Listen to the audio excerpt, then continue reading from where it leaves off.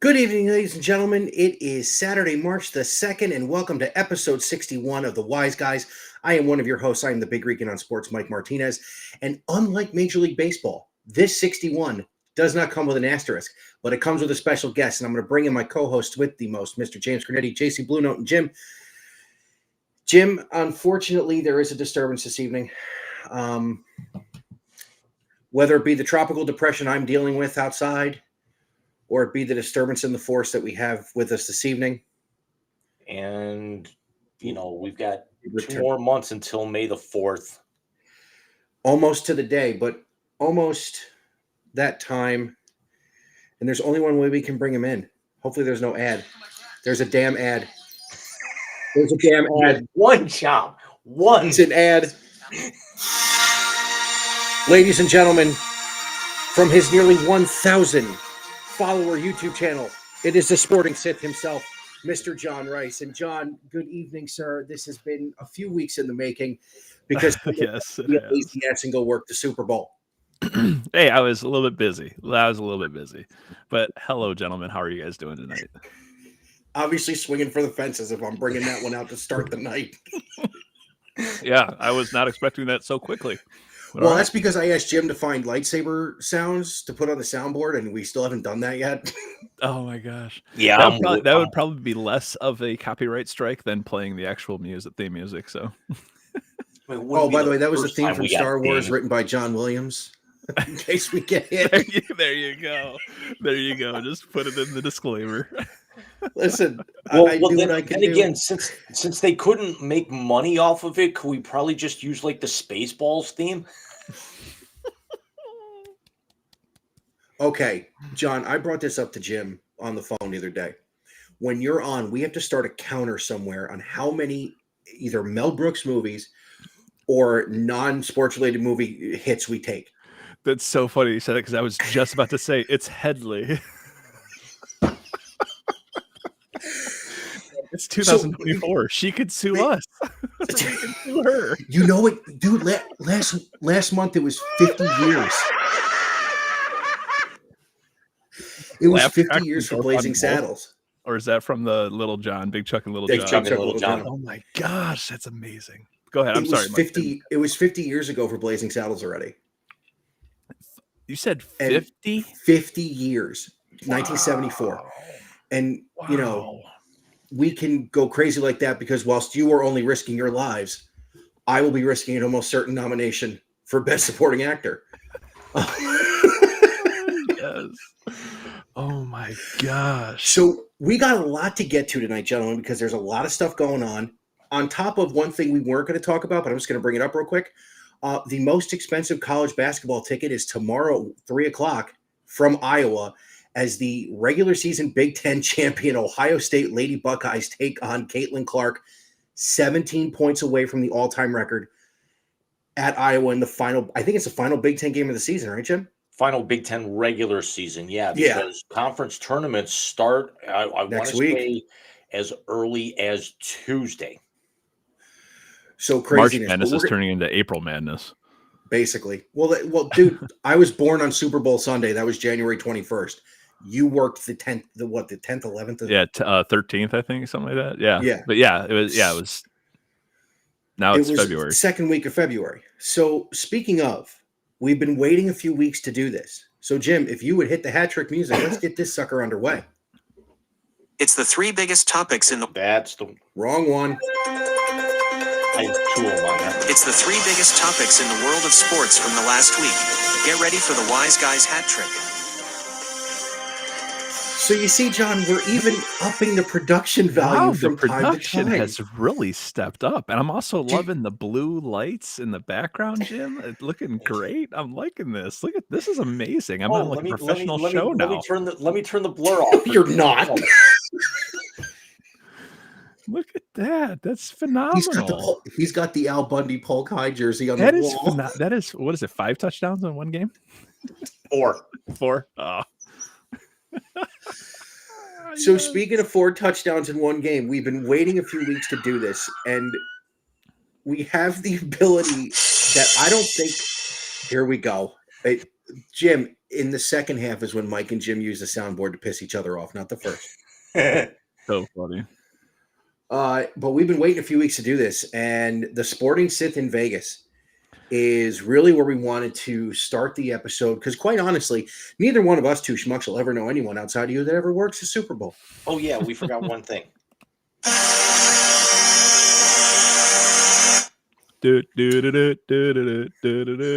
Oh, sorry, wrong team. I told him if he wanted to really do a New York Rangers one, he had to play Hava Nagila.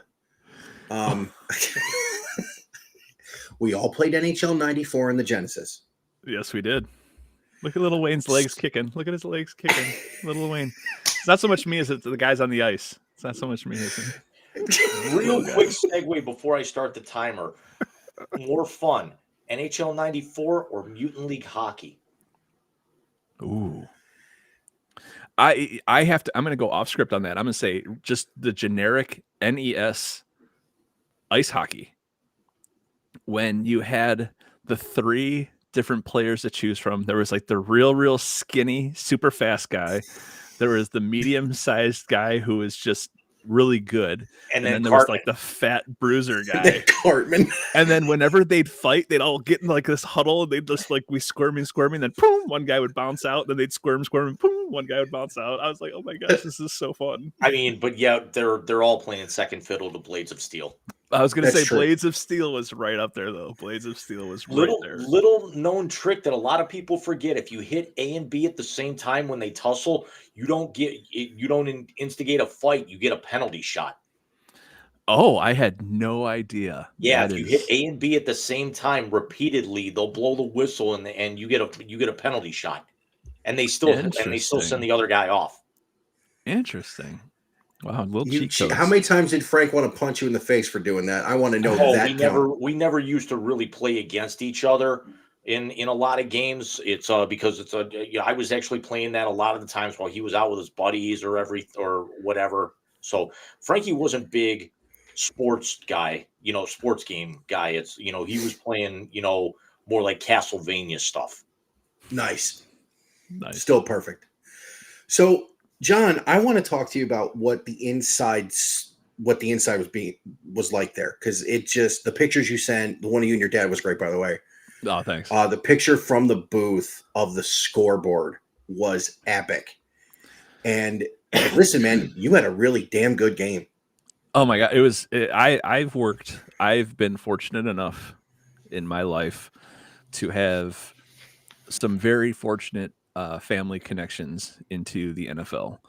Little backstory: my grandfather worked in the NFL as an on-field official for 25 years, and then worked in New York as a football officials trainer. My uncle, who just recently retired a couple years ago, was an on-field football official for 25 years, 26 years. Until he recently retired. Both of them accumulated combined, I think 5 or 6 Super Bowls they worked on the field. Wow. I'm fortunate enough to be part of that lineage, and I also work in the NFL as a clock operator for the Cleveland Browns. And just recently, I want to say after the COVID year, the NFL had instituted a basically a performance review for clock operators and other game day assistants. And we were ranked as the highest performing clock operating crew. And we were selected to work the Super Bowl this year. And so it was pretty awesome. The on-field officials, I guess, submit a review, and they basically rank out all the clock operators that they work with throughout the year. And we were fortunate enough to get that trip to Vegas, and it was pretty awesome. I got to tell you, it was phenomenal. When you told us you were doing that, and because originally, for those who didn't know, John was supposed to be on the Super Bowl preview show with Alex, which was a great show. I've watched it since to make sure that stuff I'm going to talk about tonight was halfway intelligible. But so did you run the clock, or were you doing? So I know you said you did the communication So between the coaches and the. in the NFL, there's 3 positions. There's a game clock operator who is run by one person. There is the play clock operator who is actually run by my dad. And then there is the coach to player cutoff operator, which is what I am. So my responsibility is I press a button at a specific time on the play clock or whether the snap goes off.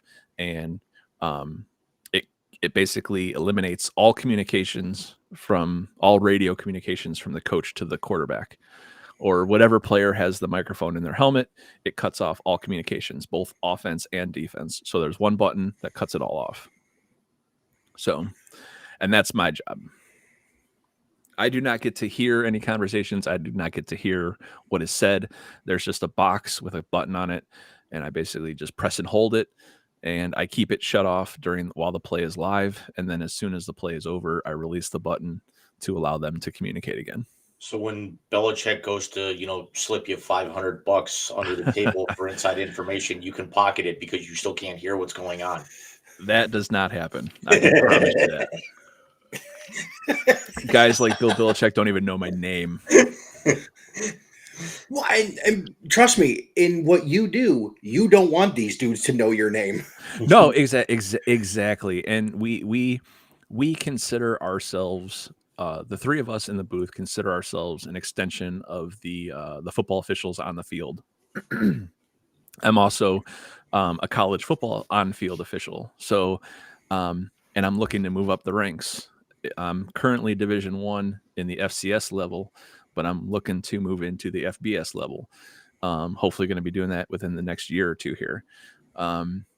With that being said, I take a lot of pride in working the clock. Being an on-field official, I know what it's like to have good and bad clock operators. So being a clock operator, we consider ourselves an extension of them on the field. So if we make a mistake, they made a mistake. And if they made a mistake, we take it on and we own it as we made a mistake as well. So we try to eliminate as many clock adjustments as possible. If we do happen to have a clock adjustment, we try to take care of it as much as we can on our own up in the booth. We do have a direct phone line to the replay officials. So if we do have any issues where we weren't sure what the call was on the field, we can always call the replay booth and say, hey, we need a clock adjustment or something like that. And they can fix it for us before they even have to make an announcement on the field.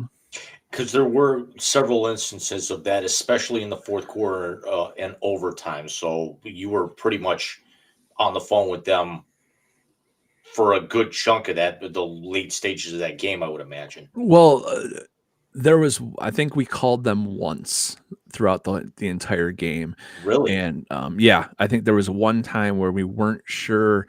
There was it was a catch, no catch situation. And I can't remember exactly how it played out, but we thought that they ruled a catch, so we let the clock continue to run. And then they came off later and said the ruling on the field is incomplete pass. As soon as we heard that, we called over to replay booth and we said, hey, we ruled that a complete pass, so we ran time off, so you got to fix us. And they said, don't worry, we're on it. They're making an announcement right now. They flipped the mic on, they made an announcement, and we fixed it. So it's kind of stuff like that happens that we kind of stay up on. Jim, I like this behind the curtain stuff. So when I'm done with the game, there is no physical exertion whatsoever to what we do. We sit in a booth, we sit in a chair, we press buttons all day. But when I leave a game, I am so mentally exhausted, which in turn makes me physically exhausted because we are so honed in and we are so focused on what we're doing that it's like when the game's over, we're just like, oh, it's like, that was going to be my very next question, John, is that would you rather, have one of the on-field, not so much head referee, but like a line judge or a back judge, or would you rather and have the physical exertion where it's not pressing on your mind as much because you're in the flow of it? Because I remember, you played football back in high school. So about being on the field in the trenches and how everything moves and how the game flows. or would you rather actually stay where you are and not have the physical exertion, but it weighs on your mind that much more? Well, doing both, working on field and in the booth, for the last few years, I can honestly tell you they're both very, very exhausting. On-field officialing, being an on-field official is way more exhausting because not only do you have the physical exertion of running around and having to do that, you also have even more mental exhaustion because I could sit here and we could break down a single play, and I could tell you as a line of scrimmage official, I could tell you exactly what I'm looking at, when I'm looking at it, where my eyes go to, what I'm doing pre-snap, what I'm doing during the play. I could tell you all that, and it would take me a half hour to break down one play. I've done it with my wife where we've actually sat down and I showed her a game film of mine, and I'm like, here, this is one play, and I'm going to tell you what's going through my mind and I'm going to pause it. And I said, I'm going to pause it. I'm going to explain what's going on through my mind. It took me almost a half an hour to explain one play. That one play takes about 6 to 7 seconds over the course of the game. So, Jesus. So to say that in the booth is strictly mental exhaustion. On the field is both. Absolutely. So let me ask you this, because you've done an NFL game too, because you were in Germany. What was it, 2 years ago? Yes. Yeah. Yeah, What year and a position- half ago. What position were you at? Obviously, you didn't have the white hat on. No, I was the same. I was in the booth. I was coach to player. Oh, were you? Okay. Cutoff operator. Yeah, I have never worked on the field in the NFL. Oh, okay. I have been a coach to player cutoff operator for almost 10 years now for the Browns. I've been an on-field football official for 25 years. This will be my 25th year in total as an on-field football official. Dude. Working in high school. I started working when I was 20, when I was in 2000 or 1999, something like that. 1999 or 2000. I can't remember which one it was exactly, but yeah, this will be my 25th year, so probably 99. Wow. So, yeah, I was 19 or 20 when I first started. I didn't realize you started that young. Yeah, and I worked high school and JV and peewees and below the varsity level, and then I worked my way up, and I've been in the college ranks. I worked D3. I want to say 2011 to 2016 or 2010 to 2016, and then I've been at the Division I FCS level since then. So I've been at the level I'm at now for about 8 years. Jim, could we have to exclude John from a future college football playoff preview show because he's going to be on the fucking field? He's quickly approaching Herbie territory. Is that he's not allowed to call the game? Nice. Yeah, No, like I could talk about it, but I can't. He can't make picks. Exactly, can't make any picks. I'd be able to talk about it, but can't make any picks. That's insanity. I mean, and trust me, I get the mental exhaustion part. I can't even imagine, and especially never mind mental exhaustion on a regular Sunday when the Schmucks are playing against the Browns, and the Schmucks take any one of the three other teams in the AFC North, right? But this is your second Super Bowl, and not only is your second Super Bowl, you worked Philly. I mean, that's what blows my fucking mind. Yeah, I worked so far, in my humble opinion, I worked two of the greatest Super Bowls I think ever played.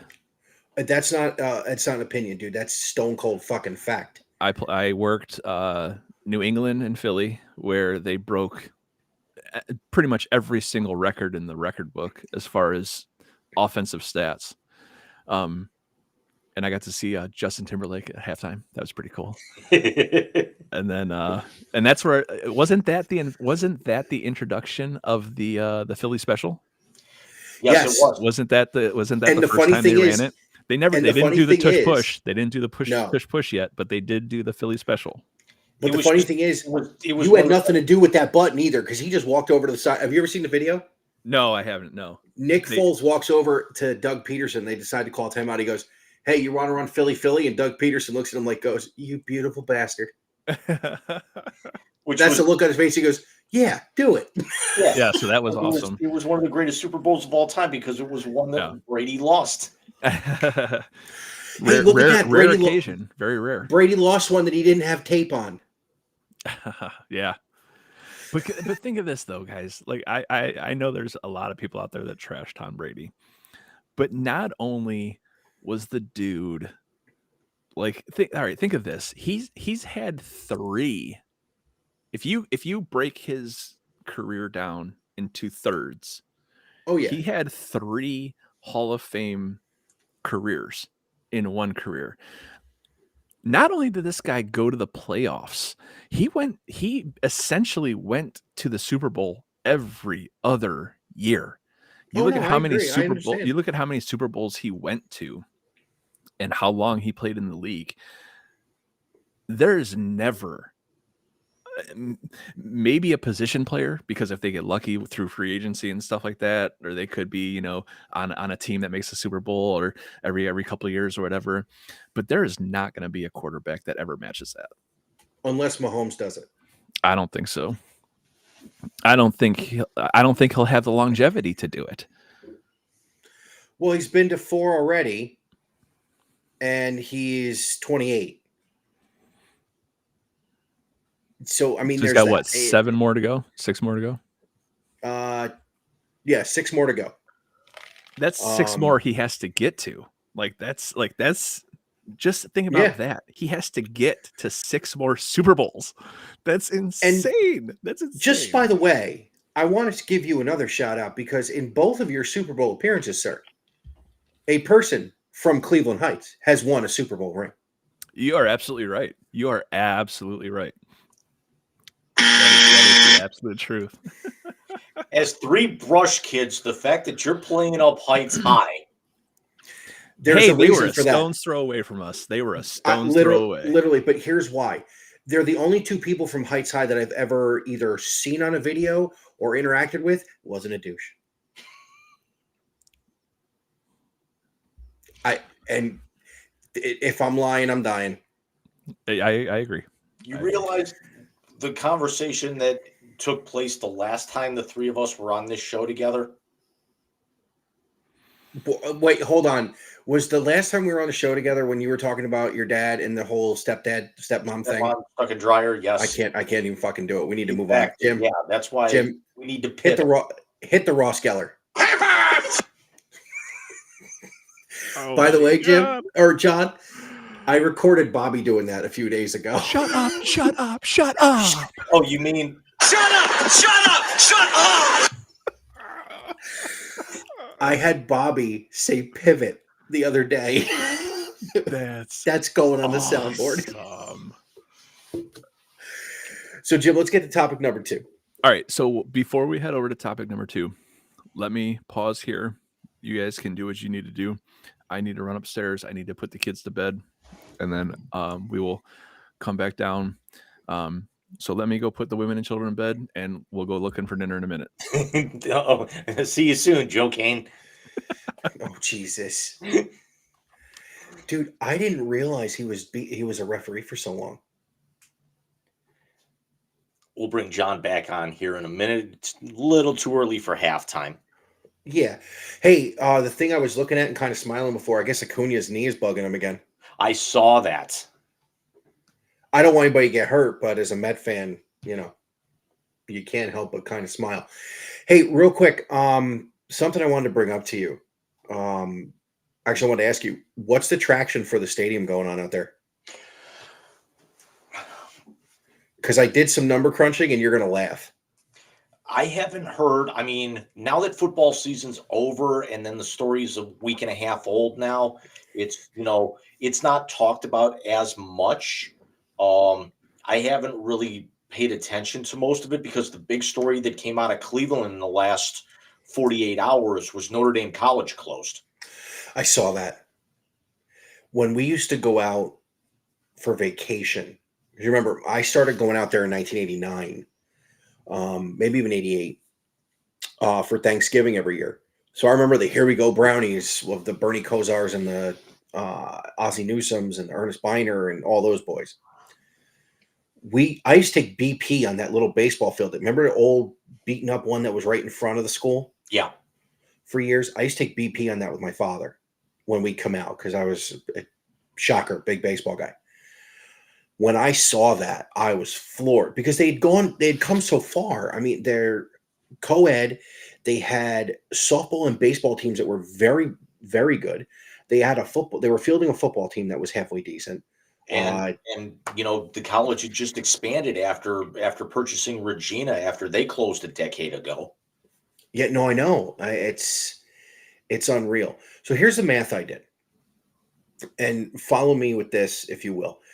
Speaking of 25 years, Jim, it is 25 years since the Cleveland Browns have come back to come off their hiatus because, as we know, the team, the colors, the records never left Cleveland. Baltimore was basically an expansion team with a roster. It's been 25 years since the hiatus. Jimmy Haslam wants the city of Cleveland and the state of Ohio to commit to a more than $1 billion stadium. In that 25 years, that franchise has been to the playoffs 3 times, played 4 games, never won inside that stadium. The other 2 teams in town have been to the playoffs in those 25 years a staggering 19 times. They have played in the final round of their league's championship a staggering 6 times in those 25 years. 5 of them, of course, being the Cavaliers, the Guardians/Indians going to the World Series in 2016, because I'm only taking from 99 on. Mm-hmm.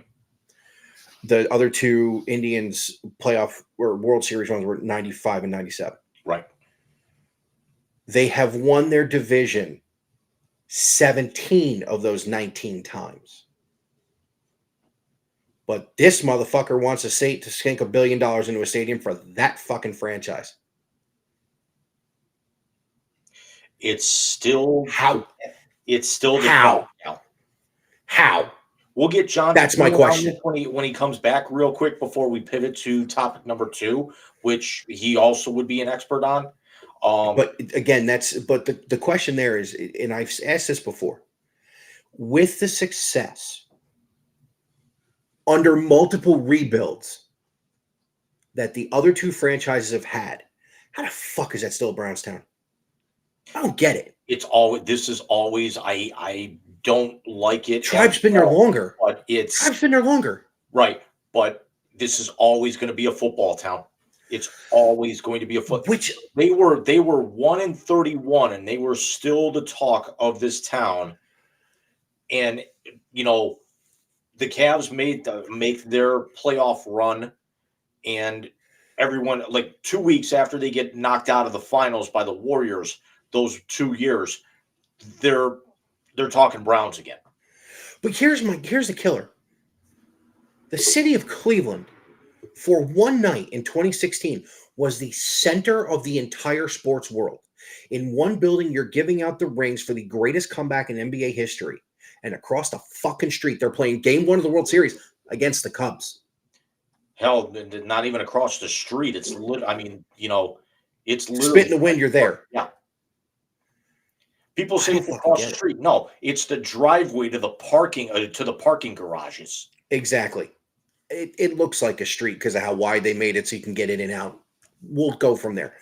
We'll say across Party Central. How about that?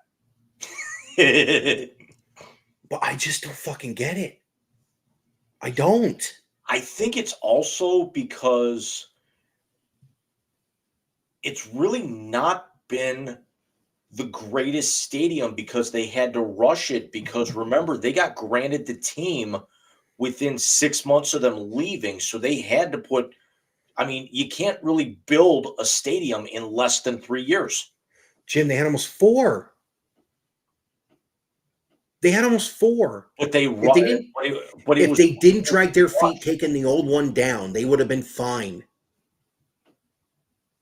Let's make it a wreath. Let's take it here. Let's take it there. How about knock it the fuck down? Yeah, but it's also been renovated 2 or 3 times already, and there's only so much lipstick you can put on a pig before you got to send it off. It's the same scenario. Alex can attest to this, which is why the Bears are exploring Arlington Heights, because Soldier Field has already been stripped of its historical landmark dignification by whatever the federal government agency is, but it's falling. It's literally falling apart. But let me ask this question then. Why don't the two teams that have actually been fucking winning get new buildings? So, John, you had mentioned this is your 25th year being an official. And of course, it came out, Jimmy Haslam wants a new stadium out in Brook Park. Again, I agree with it 100%. I think Cleveland should get a Super Bowl if they do a retractable dome, and I think they do really well with it. But I did this math. In 25 years, the Cleveland Browns, since they came off their hiatus, because as we know, the records, the colors all stayed. The Ravens were basically an expansion team with a roster. 3 trips to the playoffs, they played 4 games. They've won 1 game. The other 2 residents of that city have been to the playoffs a staggering 19 times in 25 years. 6 trips to the last round of the championship round for each of their leagues, with the only title coming up, obviously, in 2016. What have they done to deserve that stadium if the other 2 are in their 30th years in those stadiums? And as Jim said, you can only put lipstick on a pig for so long. That's basically what they're doing to the Jake and what they're doing to Romo Fijo. Why are we not talking about new buildings for the Guardians and the Cavs, who, by the way, through multiple rebuilds, have still been to the playoffs 19 times combined in 25 years? Why are we talking about the Browns getting a new building before these 2? I would probably say a couple factors to that. Romo Fijo got a huge facelift recently. A huge. How much of that facelift. was public funds? I couldn't tell you. I Okay. honestly don't know. I'm on it. The Jake is now currently going under a decent facelift. But again, my question is public funds. I don't have that answer for you. Because remember the excise tax argument when we were kids when they built Brown Stadium? Yes. So this is what I'm talking about. Here's the issue. The Jake and Romo Fijo are both older than the current Brown Stadium and are both in better shape than the current Brown Stadium. Well, who's that on? The Romo Fijo rebuild was only $24.4 million in public funding. Everything else was financed through the Cavaliers and Dan Gilbert. So you're talking probably 85% of that money came out of Dan Gilbert's pocket. There you go. How much are they paying for the stuff at the Jake? I'm on that one now. And while he's looking that up, so like I was saying, both of those buildings are older than the Brown Stadium, and the Brown Stadium is in worse shape. It's in desperate need of either a complete overhaul or just a brand new stadium. And if they're looking, go ahead. I'm sorry, Jim. Go ahead. Sorry, the estimated work cost on on Progressive Field, the total cost is $202.5 million, 67.5 coming from the Guardians, but they actually found a way to defer it for between the city of Cleveland and Cuyahoga County for $2 million a year to be able to cover the rest of that cost. So that one was primarily public funded, but it's not all up front. It's backloaded. God, the Dolans are fucking cheap. Yeah, they are. Well, that goes But without saying. But I agree to John's point that because of the smaller size and how little those stadiums are actually, I mean, Romo Fijo, everything's done inside. All the cosmetic work you did, was primarily to the outside. You did a bunch of stuff on the inside, which is why you didn't have concerts for the better part of a year, because you're going to need a year to renovate that. It was like that. Mike, you can attest to that, being a native New Yorker, what they did when they redid Madison Square Garden about a decade ago, what they did to the Nassau Coliseum, kind of retrofitting that arena. It's a lot easier to restructure an arena in a 30, 40,000 seat baseball stadium than a 70 to 80,000 seat football stadium that can fit 2 of those baseball stadiums inside of it. And also, let's call a spade here. If the Browns were to build a dome and bring a Super Bowl to Cleveland, that alone will be more revenue than a World Series or an NBA championship 7-game series will bring. Period. It alone would whatever public funding that the city would have to shell out for They that ended up making stadium, it back. They would get it back in revenue. You'd get at least half of it back just that week. So why do they deserve it? That's exactly why they deserve it. I brought up Because because like I'll put it this way. I've been to 2 Super Bowls. Fortunate enough to where our credentials allow us to get into the Super Bowl NFL experience. So we're allowed to go to that, which is awesome, which is fantastic. It's such a great event. The first Super Bowl I did, as we know what the game was, it was in Minneapolis. It was minus 14 degrees at game time. The best thing about Minneapolis, they have this gerbil system where in downtown Minneapolis, every single building is connected by a tunnel, by like a bridge or a tunnel. I want to say the second floor, because everything's above ground.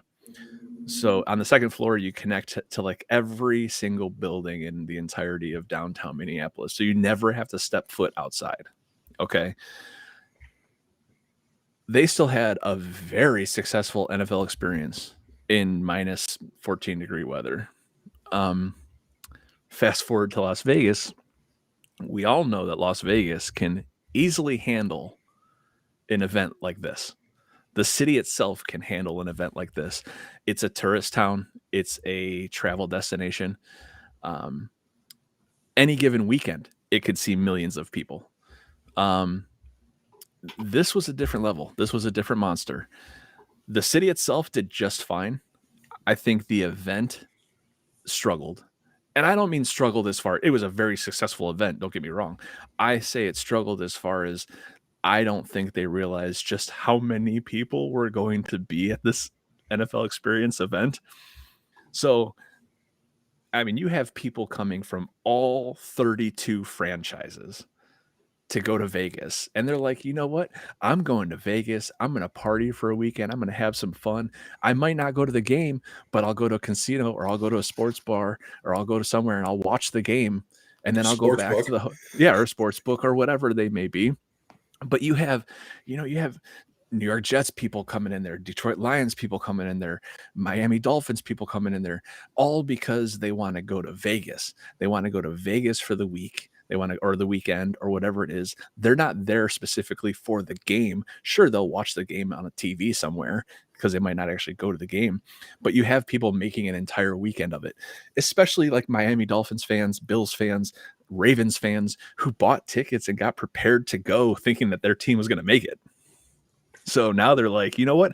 I'm just going to go. I'm going to have a good time. I'm going to chill in Vegas and I'll watch the game on TV somewhere and we're good to go. And then I'll go back to my hotel and casino and I'll make a night of it. So that's why I said the city itself was well prepared for the amount of people that were going to be there. The event, I don't think realized that. And so the event was very insane as far as waiting times for things. So it was pretty nuts. And where Cleveland on a smaller scale, remember, the 2 most important All-Star games in NBA history were played in Cleveland. The debut of the 50th all-time team and the 75th were both in Cleveland. You had 2 of the more popular All-Star games in Major League Baseball. You have the 97 one where Sandy hits the home run to win it. You have the only 2 All-Star games where the home team had the MVP. And Bieber won it in 2019 when it was there. So, and you had one of the most memorable home run derbies too. Yeah, where McGuire was hitting bombs off the jumbotron. And then 2 years later, you had the epic battle between Jock Peterson and Vladdy. Mm-hmm. And not for nothing, my boy brings it home. They better pay him anyway.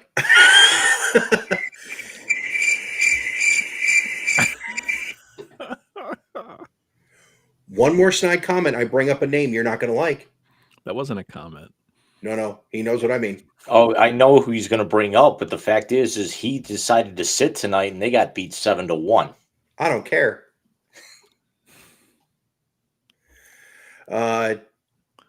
So let's get to topic number 2 now that we've had our little rant after. Like I said, it just blew my mind that the two teams had been to the playoffs 19 times in those 25 years, and these boys only won one game because Pittsburgh fell on their face. No, I don't. I'm not arguing that fact. No, I know. I know what you mean. It's purely an economic thing. I get it. Absolutely. That's all it comes down to. It's an economic business thing. Well, topic number 2, our guest has probably been witness to it personally. He might not have been directly involved. I talked about it on the Sports Note yesterday, stemming off the weekend. Court storming, stay or go. Kyle Filipowski on last Saturday, after Duke blows a late lead, loses to Wake Forest, who was unranked. Wake Forest fans storm the court. Filipowski gets run into, possibly intentionally, by a Wake Forest fan, suffers a minor knee injury, does play the following game, only scores 9 points, 10 rebounds in 29 minutes.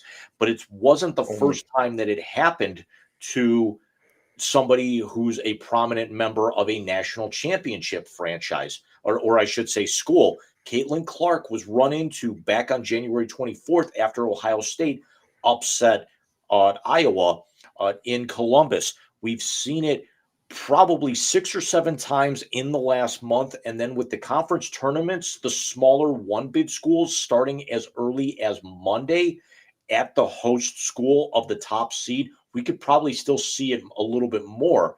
John, I'd love to get your opinion on this, but Mike, I'm gonna start with you. We already know my opinion based off of the YouTube post, the blog that I did. Where do you come out on this? I see both sides of it. I see the side of somebody's going to get hurt, a player, a fan. Somebody's going to get hurt. Having said that, in that moment, I understand why you storm the court or storm the field. John, you've probably seen the storm the field more than you've seen the storm the court in your experience as an official or a player. But yeah, I see it. And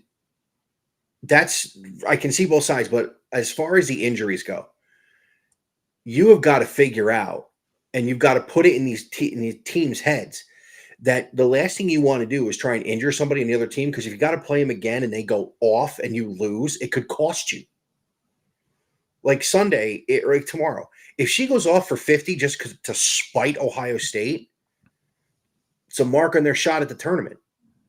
Now, granted, the ladies are probably going to be on the one line, but maybe not if they have a bad game and it screws the momentum and they go into the tournament and they get smoked.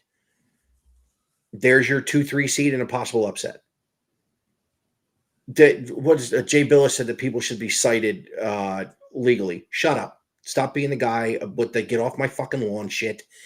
Knock it off. The SEC does have something in place, though, that if you storm the court, you're fined $100,000, and that fine goes over to the other team. Kentucky got upset twice last month. I want to say once by Arkansas, once by LSU at the buzzer. They're $200,000 richer. You got to actually, because the other aspect of this is that they could end up damaging the field if it's football. Even if it's turf, they're actually you run the possibility of running up the turf or moving around the plastic pellets.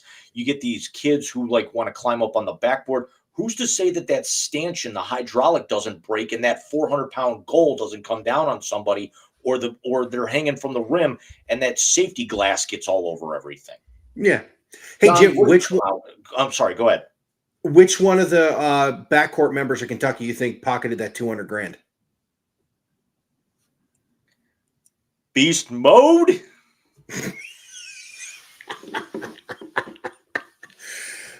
We turn the table over to you, Mr. Rice. right there. I That's how many times I've seen a field John, storm. Before you answer, I want to get your perspective from both angles. I want to get your perspective as a fan and for somebody who actually works for quote unquote the NC2A, where they would come out with something like this. I'm not holding you to an opinion on speaking on behalf of the NC2A. The comments expressed by John Rice do not any way, shape, or form reflect those views of the National Collegiate No, they Athletic don't. Association. That's because he's smarter than all of them put together. One time in 25 years, I've seen a field storm, and it was on a Hail Mary pass where the team that was supposed to win the game anyways ended up catching the ball and winning the game anyways. And then, but with that being said, it's got to go. It's got to go. You put too many people at risk. Not only the players, but the officials, the coaches, your own team. What's to say something doesn't happen and your star player trips and falls and then gets trampled by 10 people, and then your star player is out for the next week and misses 2 or 3 games or whatever the case may be. I think I'm not even trying to be black or white about it. I'm trying to be black and white about it. I'm trying to say that it needs to go because it's gotten out of hand. People are now storming the court for just because they want to storm the court. I mean, you could have a 12th ranked team beat a 4 ranked team, and the fans will storm the court, and it's like I would love to say to put restrictions on it. I would love to say, you know what? How about we get security to hold them off until the opposing team gets off the floor or until the officials get off the floor, and then let them on. But even that's going to be difficult because the people are going to come out anyways. So I think what they should do is kind of treat it in a way of like almost like streakers, in that if you come on this court, you are getting arrested until you are allowed on this court. Like they should basically say, once the clocks hit 0, the opposing team and the game day administration, the officials, the scorekeepers, whoever else is on the sideline, need to clear the area. Once they clear the area, then have at it. Have at it. It's your team. It's your stadium. It's your arena. It's your court. Have at it. But I think they need to at least honor and respect the opposing team and the other people that are involved in the gaming process. And I'm down with that. And because that way you can at least, okay, if you have 1 or 2 stragglers that just come barreling in, guess what? Those guys are getting arrested and they're spending the night in jail. Plain and simple. Because the fine print that nobody pays attention to, there is still a legal writer on the back of your ticket, even if you're in the student section, says you are not allowed to enter the field of play. Yeah, exactly. And with that, I'll be right back. You don't get to do it. Go ahead, John. Okay. It's you don't get to do it you don't see it in the pros anymore. You only see it in college basketball and college football. You don't see it in college baseball. Naturally, you can't see it in hockey. I actually brought it up. It'd be funny as hell if somebody tried to do it in hockey, because this way you have a legal point to be able to make fun of these idiots trying to rush the field. Do we have to put up plexiglass, dasher boards at college basketball arenas to keep them from getting on the court anymore? I don't know. I've seen it once. Well, no, let me take that back. 1986, Mets win the National League East, and they tore Shea Stadium to shit.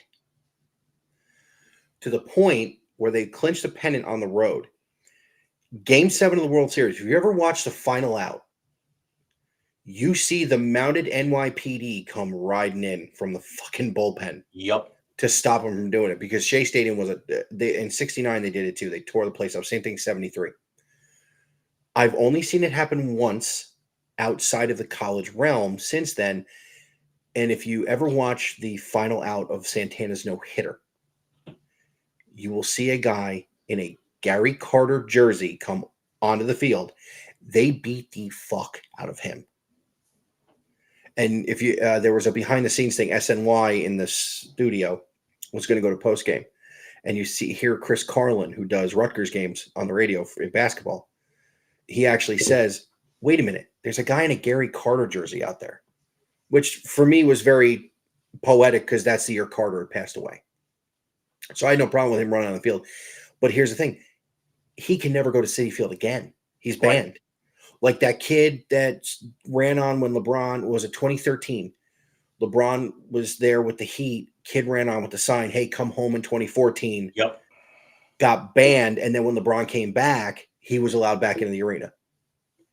So no, John's right. It's got to go. If you want to do it, let the people who aren't a part of your school get out. Because yeah, I think Filipowski was targeted. Caitlin Clark was not. That was somebody just barreling on and happened to run into her. Even she said that she didn't think the person did it on purpose. But let's also be honest: is that when it happened to Caitlin Clark, you knew something else was going to end up happening, and because Caitlin Clark is men's or women's, she's the most prominent figure in college basketball in this country right now. She is, absolutely, and she should be. All kidding aside, Jim, when you and I started doing the show, did you ever think we'd talk about women's college basketball a bunch? Honestly, no, but because we don't enjoy it. The last 2 years, have we seen college basketball seasons like this before? We had a 16 over a 1. We had a couple of 15s over a 2. We got Caitlin Clark. We had last year's Final Four on both sides, which was fantastic.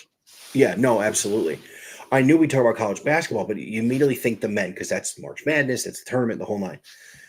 What she has done for the sport of women's basketball, and this includes the WNBA, has transcended. I think she's the one that's going to make the WNBA kind of turn up the volume a little bit, which would be great. By the way, Sports Note was phenomenal. Thank you. You're welcome.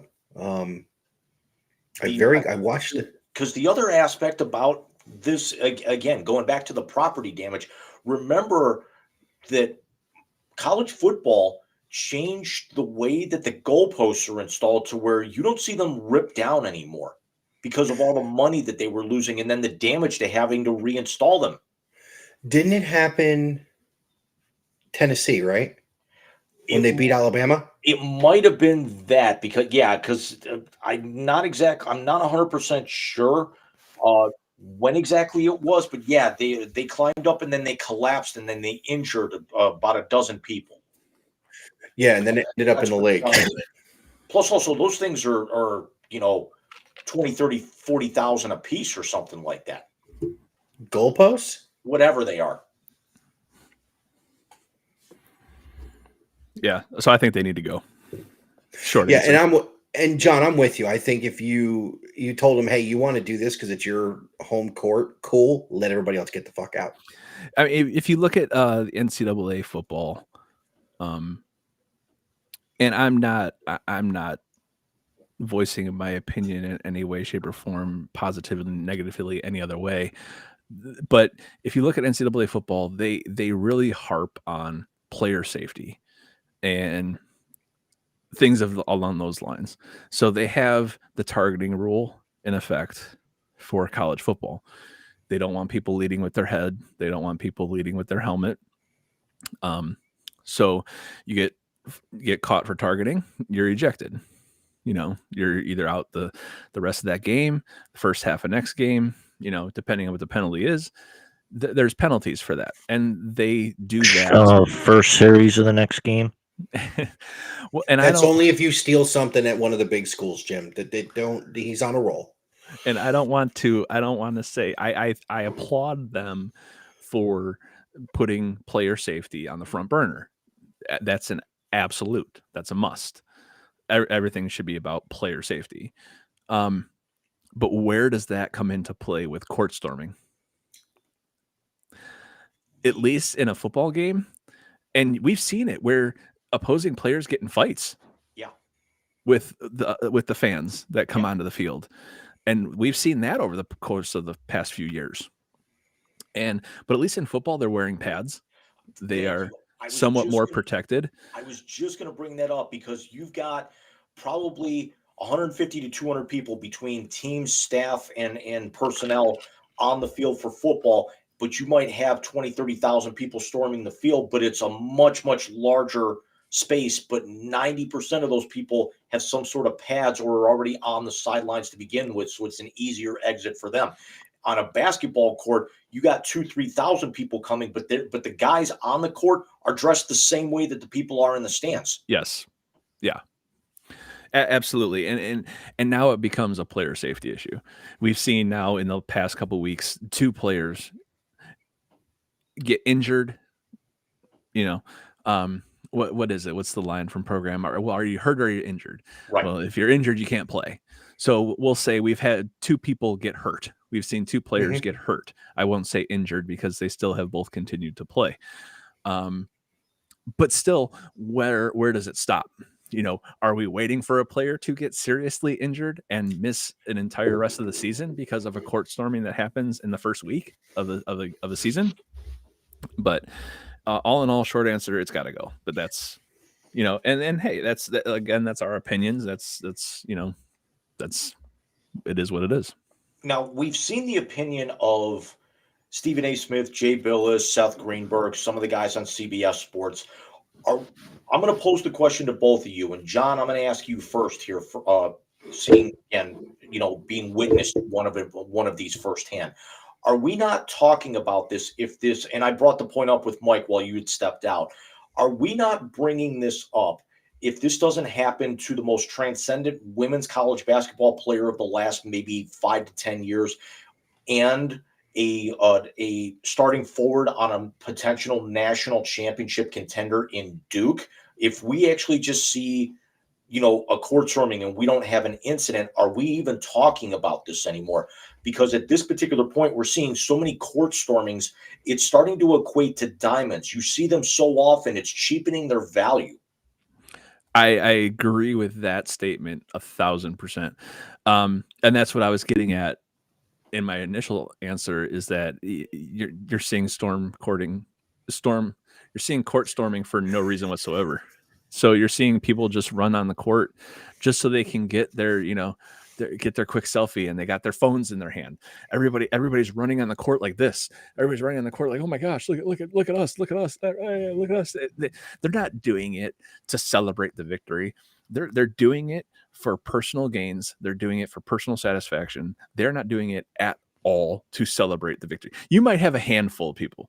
You might have a handful of the hardcore fans who are really there for the game that are out there. They're like, oh my God, dude, I love you. You're awesome. I can't believe we just won that game. But then for every one person of that, you're going to have 15 people behind them with the phones going, look at me, look at me. And it's like, so it has nothing to do with the actual victory, or it has the game itself. But in all, court storming is getting out of hand, and like you said, it's cheapening the value. Mr. Martinez. I agree. I think if they put it the way John wanted to do it, where you get the visiting personnel and the broadcast teams and whoever, get them out, and then you want to do it, fine. Yes, for every hardcore fan, there's 5 or 6 people who want to make a TikTok. Me hopefully ever having to be in that situation, first of all, I'd get run over because I don't run well. But second of all, I'd be one of the ones who want to be on the field to soak in something that once in a lifetime. If I ever get to go to the shoe again and they win that last game in November, would I storm? No, but I'd want to. My heart would tell me yes. My body would go, no. It's a big if. But I'd understand it. Shut up. But I would understand it. And again, like I said, I understand the emotion. I don't understand the stupid portion of it. And unfortunately, the stupid overrides the emotion every damn time, it seems. Real quick to close out the segment, 30 seconds each. Name one way that you would fix it, and then and then a penalty that you would enforce. Since you're both saying banning it. I think the way John had it is the only way to fix it. With you tell them you have, we'll basically open the gate like it's a goddamn bull rider. Once the other team gets off, what would I do to discourage it? I mean, you can't do what I mentioned when John was off, Jim, with when after the Mets won that World Series, the mounted police come riding down from the bullpens. But you can. Every school's got a security force. Here's one. You got football players who need to make rent in the off season. Hire them to stand on the sidelines for games like that. You're going to push over a defensive lineman? I don't think so. I don't care how nuts the Cameron crazies get. You're not bumping an ACC lineman. It ain't happening. John, same question. What would you do to change it? And what kind of penalty would you enforce for teams that did it, considering you're talking about banning it? For as a quick answer, put a timer on the clock. When the clock hits 0 and the game is over, put 2 minutes on the clock. Give the opposing team and the press personnel and everything else, give them 2 minutes. Give them 2 minutes to clear the field, clear the court, clear whatever, get them out of there. And then once that timer hits 0, then you're free to go. You can storm the court. You can go celebrate with the team. You can go do whatever you got to do. Violations, I'm sorry, arrests, potential bans from future games. And I'm talking like if you're a student on scholarship, look at lessening the scholarship, possibly taking scholarships away. Is that harsh? Yeah, that's a harsh penalty, but I think there needs to be some harsh penalties laid out in order to get this to go away. Not go away, but in order to stop this.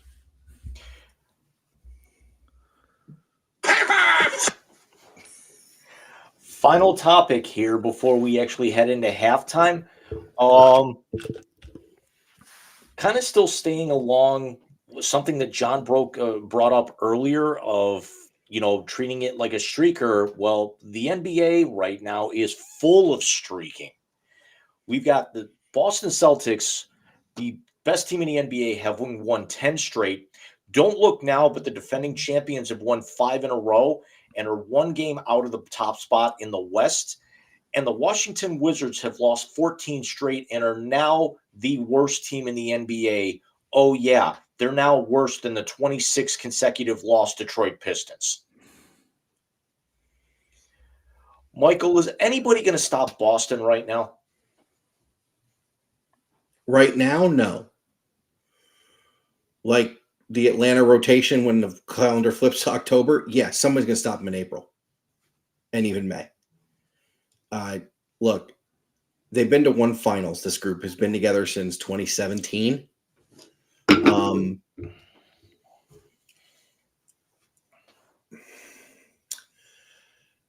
I want to be a homer and say the Cavs can stop them, but if Okoro is out for the year with this back thing, they can't. But they'll find a way. Somebody will stop them. It's just how it works. This Celtics team, it does not know how to win in October. Jesus, I got baseball in the brain. They don't know how to win in June. Plain and simple. They had a big lead in that finals against the Warriors. Couldn't close it down. They had a lead against the Cavs in 2018. Couldn't close it down. Keep going year after year after year. And it's kind of like until Tatum and them boys win one, you got to think the other shoe's going to drop. As far as the champs go, good luck. The Joker's going to decide who goes to the finals, and it's not going to be anybody but him. I mean, you look at it right now, they're 41-19. They're a half game behind Oklahoma City at 41-18. And then you've got Minnesota 42-18. So only a half game ahead of Oklahoma City right now. And They are the hottest team in the Western Conference right now with those 5 straight wins. The next closest team is Golden State, who only has 3 in a row. Yeah, that's the teams going on the streak after the All-Star break is what's really going to help the jockeying for position for the playoffs. I hope our boys get on a roll because this win one, lose one shit's got to stop. Although when you win one like they did against Dallas the other night in Kyrie, I thought that was wonderful. Wow. John, did you see that? I know you don't follow the NBA or anything. I saw the what did he have, like five The triples Max in the Strus last shot. Yeah. And that was his 5th triple. Like he finished Was the it game really? with 5. 17 Yeah, he finished the game with 5 3-pointers. 17 points And that was in the his final 4.5 minutes, And including the walk-off. that was his 5th one. Yeah. Yeah. Dude, Who had that was you can't insanity. not see that. That's all over the place. Well, it's funny because I called somebody that night. I literally put Bobby down, came downstairs, my phone starts blowing up. And I go, I gotta see if he watched this. He didn't answer the fucking phone. I was passed out. I slept right through it. I was slept through actually the whole game. I was more shocked at Kyrie Irving's response than I was to the actual shot. He actually like ran over and started celebrating with the Cavs players almost. Like he was like he forgot he wasn't a Cav anymore. And I'm like, does he know what's going on right now? Like, that's because his home crowd boos him and they were cheering the shit out of him when they introduced him. I was like, oh my gosh. I was like, that's crazy. Like he was over there like hugging him, and I was like, oh boy, wow, that's not a really good look for him right now. So He walked to the end of the earth. What do you want me to tell you? Thank you for bringing that up. I'm going to pose the question to all 3 of us here as Cavs fans. Second greatest Cavs player in the history of the franchise all time, the flat earther or Donovan Mitchell right now? You said the second greatest? Second greatest. LeBron James. Who would you have above LeBron in Cavs history? Anybody from the 80s teams? Okay. Mark Price, Larry Nance, Brad Daugherty. That's fair. I would actually say that I would put LeBron up here just because he won the title. Yes. I get all right. Okay. But and now here's where we go. My second greatest Cav of all time is Larry Nance. And number 3, because I did a Mount Rushmore episode years ago. It was LeBron, it was Nance, it was Austin Carr.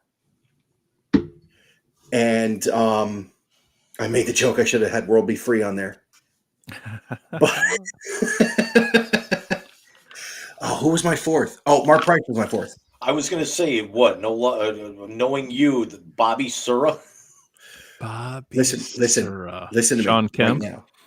That's the you Cavs leave the patron saint of illegitimate children alone. which has been taken over by Antonio Cromartie and Nick Cannon. But the by the way, that was the Cavs team I started following because somebody told me about the Patrick Ewing trade. Oh, He's in that corner up there.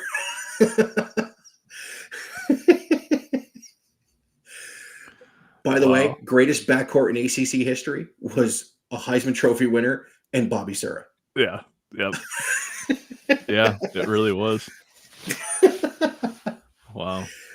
But yeah, no, I would put Donovan in the top 5 now if he stays. If he stays, he will be in the top 5.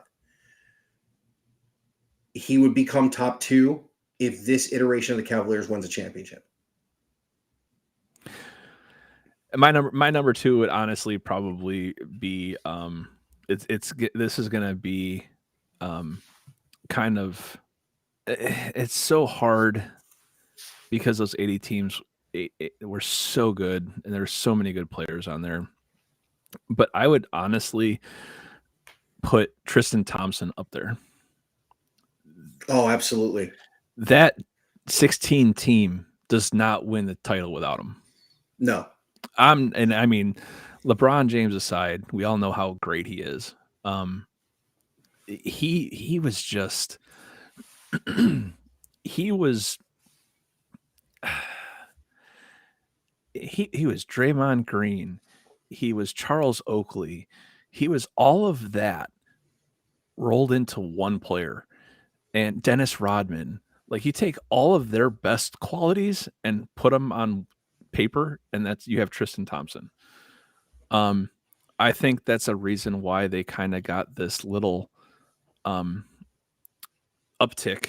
to what they're doing right now, getting him back. And he just had the heart of a champion. He just flat out has the heart of a champion. And there's something to be said about that. Does he go out and score 28, 29 points a game? No, but he does so many of the intangibles that you don't see on the stat sheet. And there's a lot to be said for stuff like that. Unfortunately, one of those intangibles this year was getting popped off for 25 games. Yeah. He's due back soon, though, right? Before too long. I want to say middle of the month. Listen, you and I went over the remaining schedule. He's going to be huge when they have that West Coast swing. Yep. Which is so rare that you actually take an East Coast team and put them on a West Coast swing like that so late in the year. Yeah. Agreed. However, I will say this. That West Coast swing is the one you want getting toward the end of the year. Because it's not the top tier. As good as the Lakers have played recently, they're not top tier. It's not like they got to go to Denver, to Golden State, to Oklahoma City on the same trip. Yeah. They're not running through the top 3 teams in the West. They're running through middle to bottom. So it's 6 of one, half dozen of another, in my opinion. By the way, regardless of what we think about him, congratulations tonight to LeBron James on an eclipsing 40,000 points. Wow. Dude, that's unbelievable. 30 seconds of your favorite unbreakable record in sports. Ripken. Never. Maris. Islanders 19 consecutive playoff series wins. My 1A to Ripken is Nolan Ryan's 7 no-hitters. Better record than that. 1 speed bag of a third baseman. Hey. And the line you're looking for is Robin Ventura set a record by hitting in 70-some straight games in college. A few years later, he set the record for being punched in the face by a 40-year-old the most times.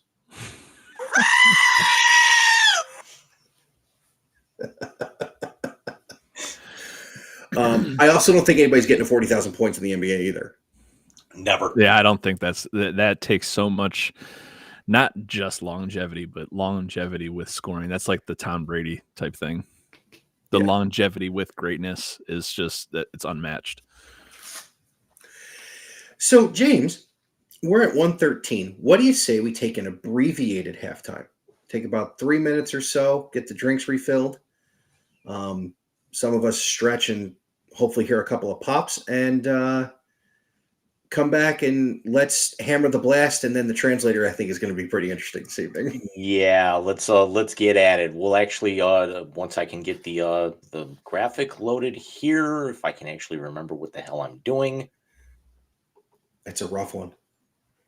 That 8 o'clock start last week messed us up. Yeah, and we still ended up going to almost 11 anyway. Yeah, we did. We'll see you guys in 3 to 5 minutes as I do my little Chuck Woolery. Oh, Jesus. 2 and Chuck 2. fucking Woolery. Here we go.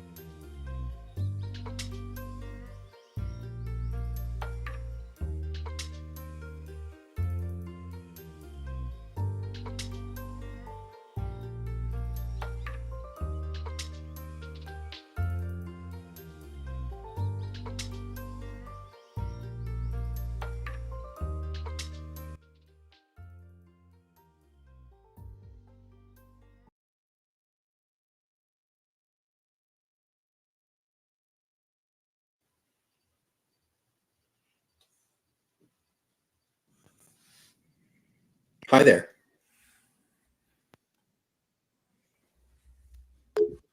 There we go. Dude, seriously? You shut your mouth, Barrymore. Dude, John, did you see any of the commercials? Because I know you were obviously working the Super Bowl. Did you see any of the commercials and the posts afterwards?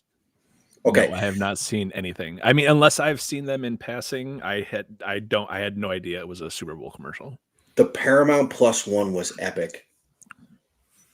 We got a copyright strike on that one. Oh, of course, because we reacted to it as Sir Patrick Stewart told Tua that he wasn't ready for the moment, which I thought was fucking great. Wow. They're trying to get off Paramount Mountain, and instead of throwing a football, they throw Hey Arnold, because he's got a football head.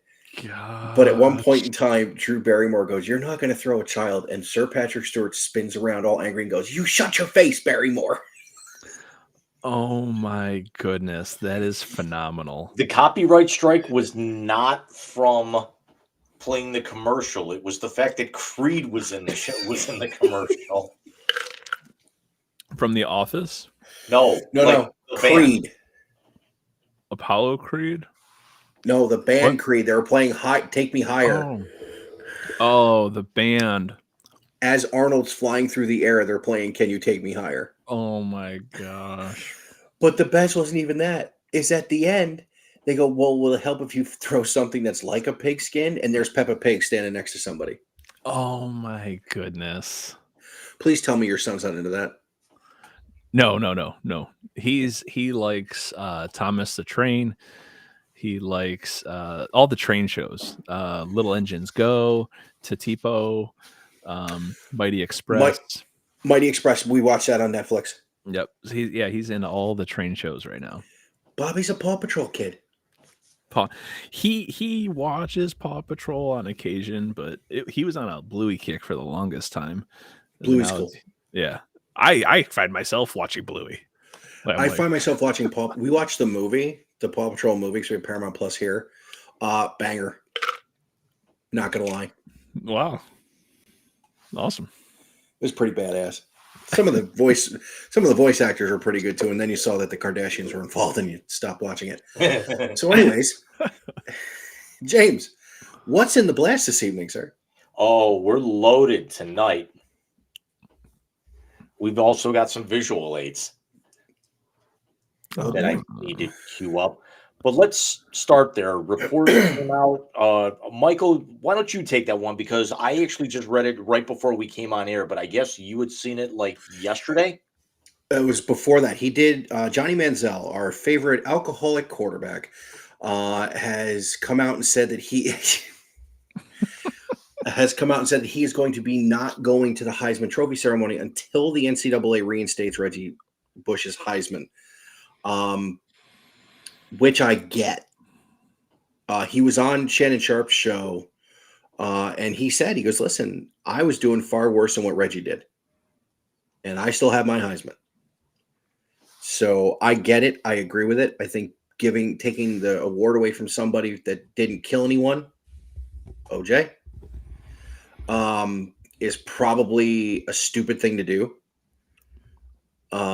Especially now with NIL and John, you and I sending each other TikToks and Instagrams every single day, James, about this fucking game. Every day, without fail. Yeah. There's something that goes by each other. Yeah, I think it's time to stop the bullshit and give him back his Heisman. Because Leinart got money too.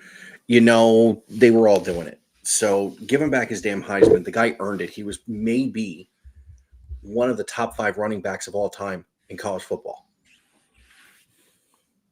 Give him his damn Heisman back. John, what do you think? Why is this even a question? Honestly, why is this even a topic of discussion? Move on. Give him his Heisman. Move on. This is absolutely ridiculous. Well, here's where it's topic of discussion. Johnny Manziel had a lucid moment. Yeah, well, that I will. Yeah, I mean, for him to actually and him of all the people, it being him to step up and say something like that, I think that's very, very honorable. Um, it does not erase anything from his past. He's No. still a trash quarterback. Who can't line up properly. Well, he can't see over the offensive line either. But With with 0 that, hours on the iPad when he was in Cleveland. yeah. Oh my god, don't even, yeah.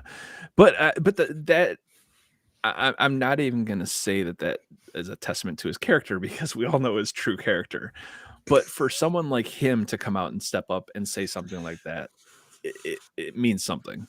And let's be honest, give the man his Heisman. Let's move on. Turn the page.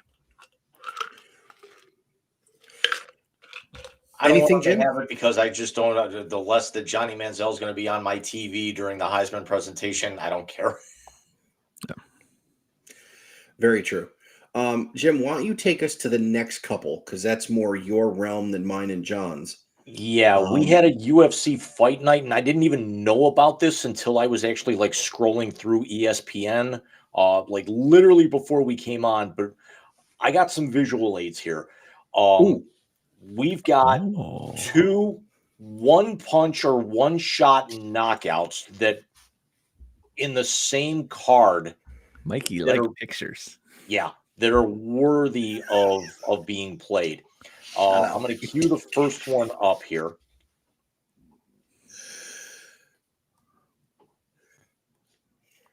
As we have Steve Urseg putting Matt Schnell to sleep with I've seen this one a little bit earlier tonight. Interesting. Those lights were out. Not to be Wow. outdone, as it just came off my screen because it was literally underneath it. Does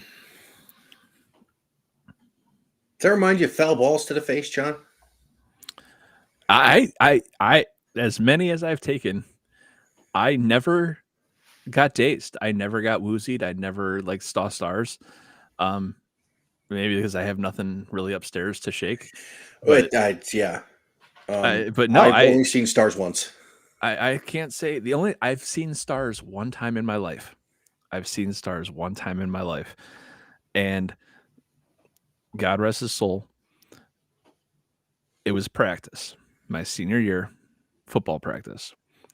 I run a slant over the middle, and I get lit up by none other than my brother. Wow. Knocked unconscious, flat on my back. And how long do you think Jimmy would wait to do that?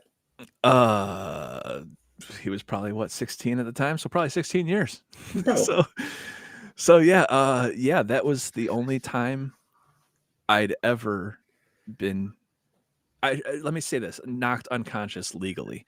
I've been knocked unconscious later on my senior year with an illegal blindside hit. I remember that. That was during a game. I think I was there. It was at Brush. It was, yeah. I was there. Ambulance came and everything. It was bad. But from that point on, I actually got to wear a red jersey at practice, and I was not allowed to be hit. So I got the red jersey. So apparently, was Matsko your coach then? Yeah. Yep.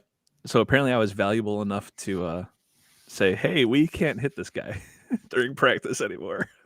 So that's my claim to fame as far as that. So what QB led you over the middle? Miller. Oh Jesus! Oh, Flacco. Yeah. Because we don't hit the guys with the red jerseys in practice. Yes. Hey. Jim, we have comments, James. And they're all John followers too. Oh, are you serious? I can't see them. Elsa, how are you doing, my friend? So nice to see you. Sip is going to hate me. I am not going to hate anybody. Thank you so much for joining us tonight. And you ain't seen nothing yet, Al. Not to be outdone, we go back to the same card. Earlier fight. This is Vincinius Oliveira completely laying out Bernardo Sopaj. As I get it loaded up. John, the only time I ever saw stars was a backswing.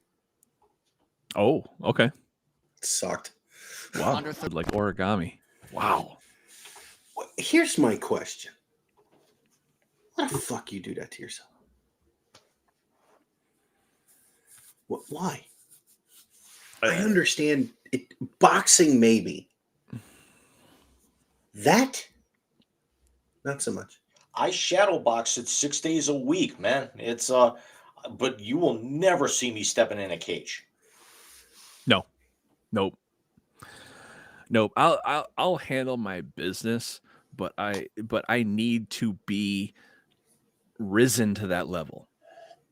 If you Exactly. know what I'm saying. Like I need to go from 0 to 100 for a reason.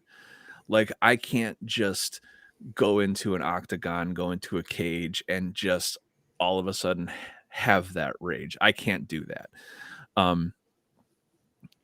But at the same time, I won't start a fight, but I'll gladly finish a fight. But I need to be risen to that level. I need to be taken there by an outside force. I can't just get myself there. But I do have to say real quick, though, just a quick little spoiler alert, just for all the people out there. Gonzaga is up 38-23 right now over St. Mary's. Oh, we also had breaking news. Baylor upset number 7 Kansas, and they did not storm the floor. Oh, nice. Okay, then. They hurt us, John. Kansas with back-to-back losses. The next two up there, we'll talk like a couple of minutes of pro wrestling here, but we'll touch on that second one here. Very, very likely seeming that WWE SummerSlam is going to come to Cleveland Browns Stadium in August. Here's my question. Aren't they going to be playing football on that field a couple of weeks later, and then you're going to have a multi-million-dollar several-story stage on that field just a couple of weeks prior? Mm-hmm. I honestly have no idea how they set up stage for that kind of stuff. I really don't. I would have to assume they lay out. I can't imagine them actually having feet on the ground. No, there's covers. Yeah, They're not on the grass. Yeah, even with that, there would have to be some type of platform, like the entirety of the entire field, almost, because they have to run down. You have to have seats down there. You have a lot of people. Like, so there's a lot that goes into that, and I can't imagine it even just being on tarps. You know what I mean? I haven't been to an outdoor WWE event. I've been to SummerSlam in Cleveland. The backstory to that too. The Boiler Room Brawl. I sat in the very last row of the queue when it was Gund Arena. I got my tickets that day. And I went with Adam. Because somebody that is in that we know was thrown out of that show. Wow. Yeah, his best friend is Nick Creedy's cousin. Okay, and that's who I went with all those boys. They're like, "Hey, you want to go to SummerSlam? You just can't sit with us." I'm like, "Okay." I sat up in the top. Oh God, I thought weed smelled bad in my apartment. Hey, John, do you need to leave a sandwich? I see that. So I actually left my stream one time because he actually donated to one of my streams at one point, and I told him that if he did that, I would go make myself a sandwich, and I did. So it was kind of awesome that he did that. I'm selling myself out. We'll take the subscription though. To talk about the SummerSlam as far as the stadium is concerned. I mean, this is also the same stadium that still played a game with turf tracks in the middle of the field. So I'm glad you brought that up. I'm not really going to be that big of an issue. Field. There's part of me that hopes they wreck the field because I don't watch WWE anymore. I watch AEW. So I mean, it doesn't really matter whether it looks good or not. They're still gonna play on it. Real quick, pivoting to AEW. Tomorrow, AEW will be putting on their annual March pay-per-view Revolution from the Greensboro Coliseum. It will be the legendary Sting's final match. And everyone remembers Sting. Yeah. John, we've been there. Do you remember that? Where? The Greensboro Coliseum. Yes, we were there. We were there for Hockey game. Yeah, it was a hockey game. We were there. First year baseball trip. That was a fun time. Yeah, it was. Yeah, that was a fun time. Listen, Sting's last match, man. It's dude was wrestling before we were even paying attention. I can't believe he's still there. 60, I want to say he's 64, 63, Dude, 64. He jumped is he off. really that old? He jumped off the ring a few months ago and went face first into like 3 tables. He had a match a couple of weeks ago where he jumped out of the balcony. Like where you go up and then you have like the little video display board over the tunnel. Yeah. He jumped out of that. Now, granted, there were about 3 or 4 guys below him to catch him, but I mean, he's involved in a street fight tomorrow. Is the stuff real? Yes, the stunts are real. Is it all scripted? Yes. But the stunts are absolutely 100% real. I mean, let's be honest here. Those dudes are putting their body at risk every single time they step out there. So, for anybody who says wrestling is fake, no, it's scripted entertainment. Yes, it's not fake. Exactly. And according to a lot of the public perception, NFL is apparently scripted entertainment as well. I love how they take the tongue-in-cheek shots at it. So, I mean, but hey, what are you going to do? Kelsey's mother saying she wants to hook up with Jimmy Garoppolo was the freaking funniest shit I've ever seen. No, but I was big in it in the 90s and 2000s. That's when I was big into wrestling. DX the Attitude big. Era. The Attitude Era was absolutely when I was big into wrestling. Same here. I've started watching a little bit of AEW because of my co-host and that we talk about it on the show. Dude, I watched it, didn't you? Yes, I did. Yeah. One of the guys in AEW. Now, John, our moment of the year last year, our off the rail segment of the year, had to do with a shirt that Jim has from AEW, and it says, "Ooh, scissor me, daddy." Wow. Wait, it gets better. So one of the wrestlers who's in the group, The Acclaimed, played fucking D1 baseball. So Eric Sim, the King of JUCO, did you ever see his stuff? No. He did. Well, he's a former minor leaguer, and now he's where Trevor Bauer's working out. Okay. So any of the Bauer stuff, the big Asian dude, that's who we're talking about. Okay. He goes out to Sim's training center. Sim is dressed as fucking 80s Hulk Hogan with the blonde wig and everything. This dude can hit. He's legit. Wow. And every time he got a hit, he got to do a move on that guy and then vice versa. Hysterical. Absolutely hysterical. Congratulations, but I'm going to still jump on your balls. Yes. Oh my gosh. Like he let the King of JUCO guy do the fucking Hulk Hogan leg drop on him.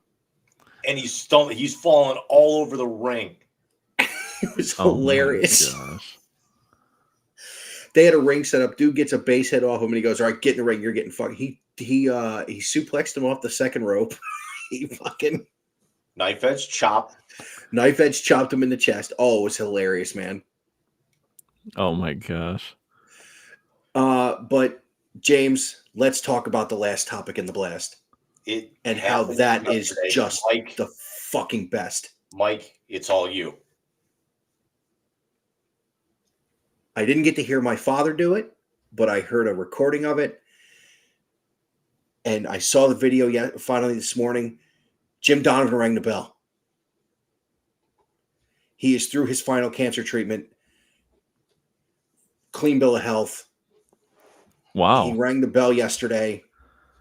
So Jim Donovan will be back in the booth, obviously, in the fall, which is just amazing. Wow. That's awesome. That's fantastic. 25 up, 25 down.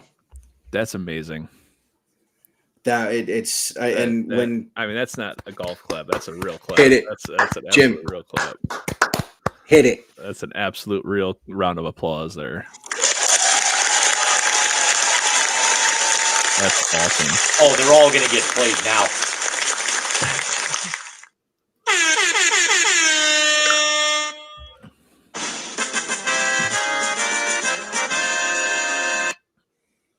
That's phenomenal. The best call ever. In my opinion, the best call ever was when William Green Run, William, run. Run, William, run was the most amazing. Still gives me chills 20 years later. I just got goosebumps. I am goosebumps thinking partial. about it. Oh my gosh. I'm partial to his call when Nick Chubb broke the record for the longest run. Chubba Wubba Hub. Yes, I am partial to that. Now, yeah, listen, Run William Run was amazing. Chubba Wubba Hub, or when Baker got the first down against Pittsburgh. The only thing missing is you. All of you. Yep. Wow. That, yeah. How long ago did you and I do that? We were talking about our favorite calls. Had to be a couple months ago. The show the night before he came back against Pittsburgh this year. That's right. That's right. I think we had Patrick on. Might have. Oh wait, that was the night we compared Hawk Harrelson and Jim Nance, and I told you guys to never do that again, right? Was it? No, that would have been Alex. That was Alex. Yeah, it's Alex is a Chicago guy who hated Hawk Harrelson. Oh, jeez. Which was it was in our top 5 clips last year too. Oh my God, yes. And John, I don't know if I know you've been very busy, but at the Wiseies, we had another double winner this year. The best and worst moment of the year was down goes Anderson. Down goes Anderson. When Jose Ramirez knocked Tim Anderson out. Oh, yes. Oh, my gosh. Yes. I forgot his name. It almost won 3. Yeah, it almost won 3. He forgot his own name, too. Mike Tyson clowned him. That should have been on your UFC one-shot KO.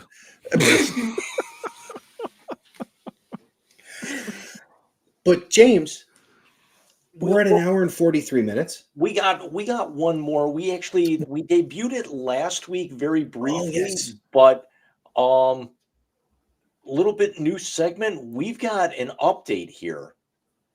Oh, yes. The Los Angeles Clippers are moving into the old Great Western Forum after a 3-year rebuild, calling it the Intuit Dome, and announced on Monday that there will be new threads.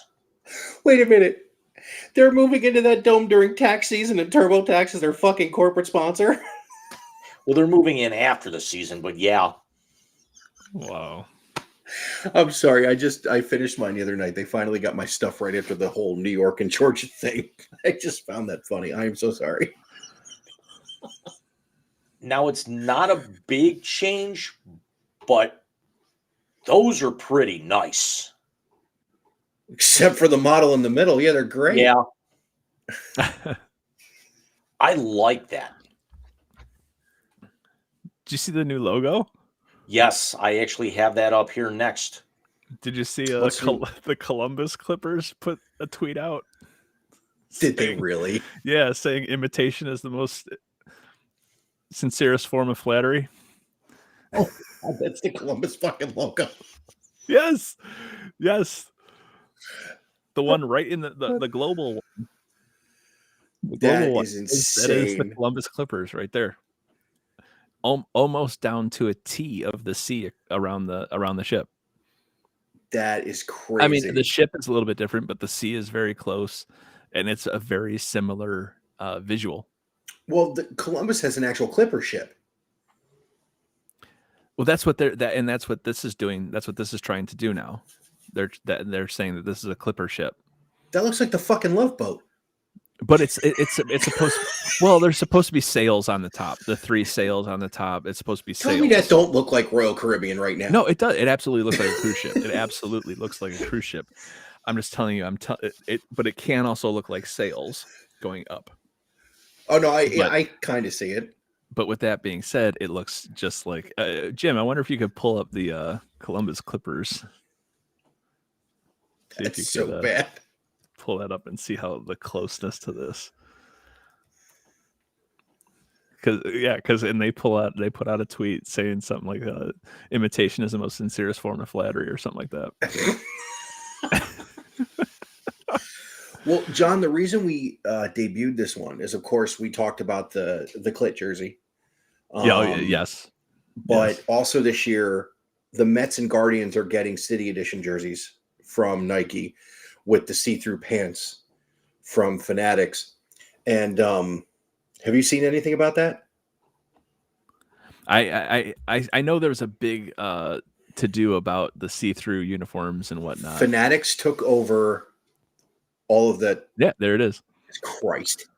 3 sails on top, the sea around the ship. I mean, but it's different because they've got the baseball sewn into the sail, whereas the Clippers have the basketball into the hull. Kind of like their season. All right. Wow. Well, especially now after Russell Westbrook fractured his hand last night. How did he do? Wow. Did he do that punching James Harden? I think he ran into somebody chasing down a loose ball and fractured the outside part of his hand. Oh, the old hamate bone. Eey. Oh boy. So we're kind of concerned about the City Edition jerseys. What do you mean, kinda? Okay, very fucking concerned about the City Edition jerseys. I'm waiting for them to put like a mustache on Mr. Met or something. I can't even begin to tell you. I'm waiting for like a stylized version of the McDonald's logo on the Guardians ones, like the Cavs. Do you know what would be sick? Is if the front of the Guardians jersey had the actual fucking Guardian from the bridge on it. What if they got Pants' design? You know what they should do? Okay. You know how in The Natural, when they did the patch with the lightning bolt? Yeah. The Guardians should make a patch with the Guardian from the bridge on the shoulder. I think that would be pretty sweet. Like, why does he come up with the best fucking ideas? You would just have like a little Guardian patch right here, like the guy standing there or whatever, holding the sword or whatever, or however. I can't remember how they'd have to do the whole statue because it couldn't be the head. Because correct me if that's I'm what I'm wrong. saying. Like that's what I'm saying. It could be like the whole statue in a patch form right here on the shoulder. Yeah, because Mike, correct me if I'm wrong. Didn't Pants copyright the logo? Logo? I'm pretty sure he did. I'm pretty sure he did. Aaron Seacrest, who went to school, is a year behind you twos with me. I'd suggest finding him on Facebook and looking at the picture he put up a few hours ago. But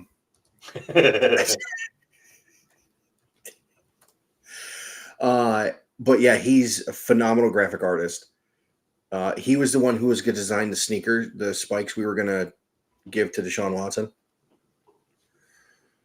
One cleat would have Bill Cosby's face on the outside. The other would have Pudding Pops on the outside. The joke last week, John, that I told you about. Yes. So that's what he did. And wow! Copyrighted it. I mean, he actually had that for the Browns, but it was almost identical to what. I mean, he basically took that and then put the Guardians' colors on it and pitched it to them. Wow. I would like that much better than the shocker logo they have going on now. Wow, that's unbelievable. That's unbelievable. Dude. Not gonna lie, that's not the picture I'm looking at. No, look at the Guardians logo. The G with the baseball. Yeah. Looks like that. No. Todd, it No. does. Yes, it does. Think about it. No. That's what she said. That, oh, I could. All right, I could. I think that's a little bit of a stretch, but I could see it. See, the thing is, now that he sees it, he's not going to be able to unsee it. Yes, you're right. Like I said, it's a little bit of a stretch, but I see it. Emotional damage. Forever. Yeah. I see it. Okay, I see it. I see what you're getting at there. Ah, shit. Yeah. But Jim.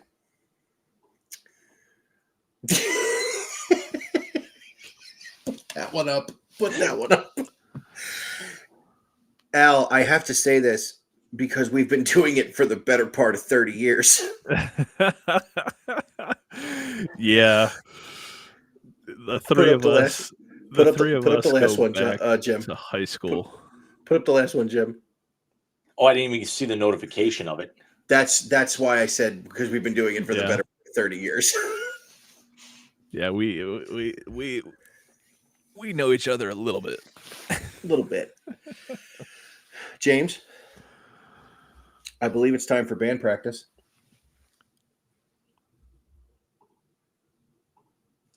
This one time at band camp. Sorry.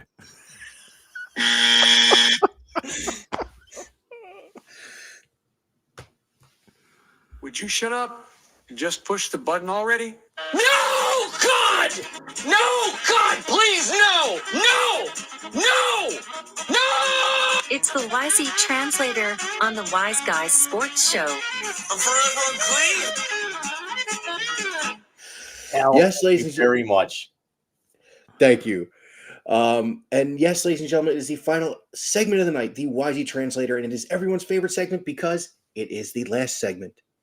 For those of you who are new, and it seems we have a couple of new people, what the YZ Translator is James and I give each other and or our guest, and also gives to us, a name or entity inside or outside of the sporting world, and we come up with the first thing that pops into our minds after the dulcet tones of the late 90s dial-up modem. As per normal, I usually start the festivities giving my co-host a name, but I'm going to start with our humble guest. And I am going to, I'm only here because of Seth. And Al, Jim and I are only here so we don't get fined. Yes. That will be on for next week. I will be cutting it tomorrow before the AEW pay-per-view. That's beautiful. Michael, you forgot something real quick. What I forget? We forgot what Marshawn did, didn't we? What do you? The white.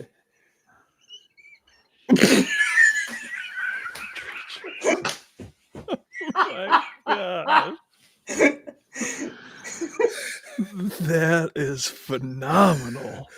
Let's recap the ones we've had so far. Oh my God. Let's recap the first one, which was the Zaxby's logo will be on our Hall of Fame plaques. The next one, in honor of our guest, was would the scoreboard operator please stop live streaming Fortnite on the scoreboard? What was the one after that, Jim? What was Yes, Long John Silver's not sign the contract?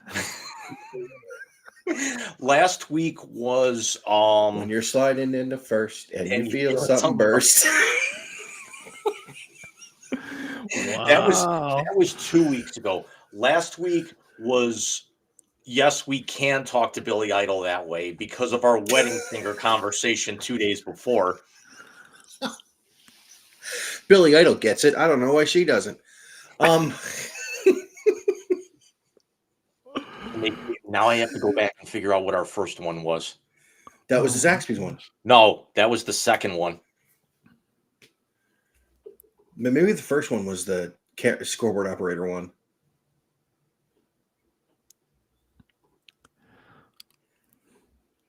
Oh, at least we don't have secondhand syphilis like somebody else. So, wow. That was John, the that was production level has gone up. The maturity level's gone down. Hey, there's nothing wrong with that. John. That first As one Elsa was just pointed out, as we are just children. We're just children in adult-sized bodies.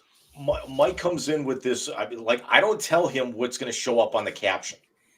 Oh, that's nice. Because That's nice. last week I asked for the best line in the Deadpool trailer, which is I am Marvel Jesus. And Oh my god. and he told me no. So, John, I'm going to open the scoring with you. Here we go. And I'm going to give you an oldie but goodie. And you brought him up earlier. And, John, your first name in tonight's Wisey Translator is Kyrie Irving.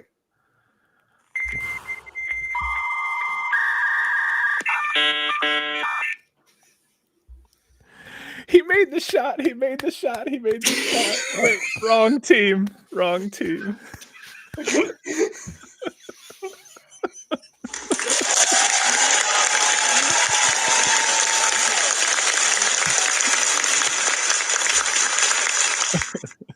I heard none of what you just said. All I heard was Hercules. Yes. Oh my God. Oh. James. Michael, your first name in the YZ translator Ooh. tonight. We brought him up earlier as well. Did we? Let's just keep the train rolling with disgraced former Cleveland players, and you get Johnny Manziel. Nice.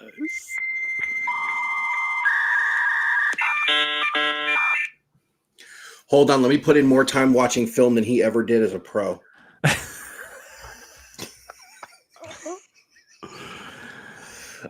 I was so praying one of you guys came to me with that one. Wait, there's more.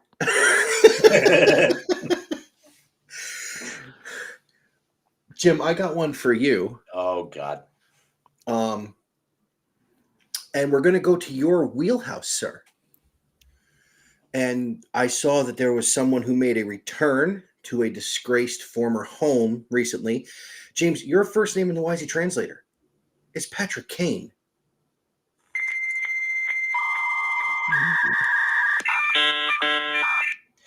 At least he showed up, unlike Jack Eichel, but no still means no, Patrick, regardless of where you're playing. Wow.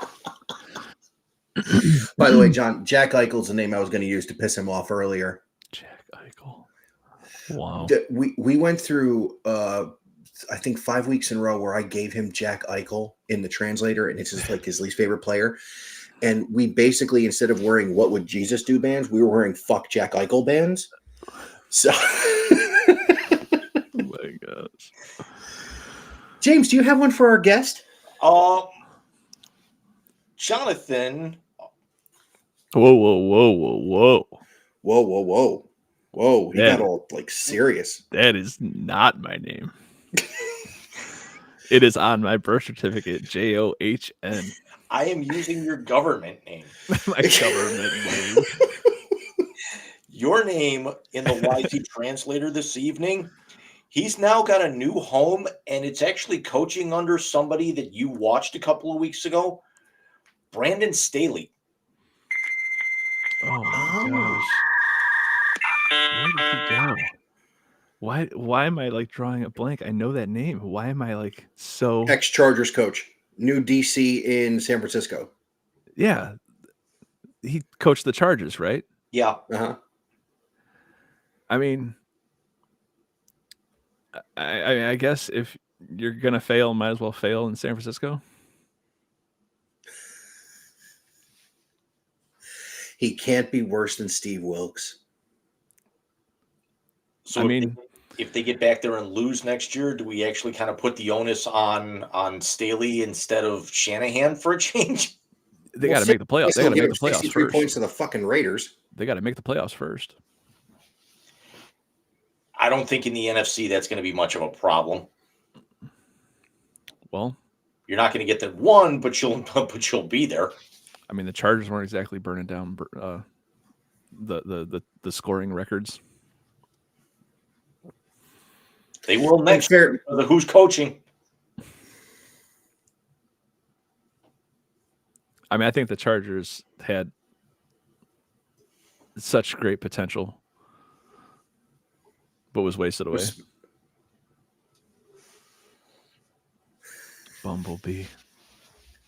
Bumblebee has now entered the chat. That's funny.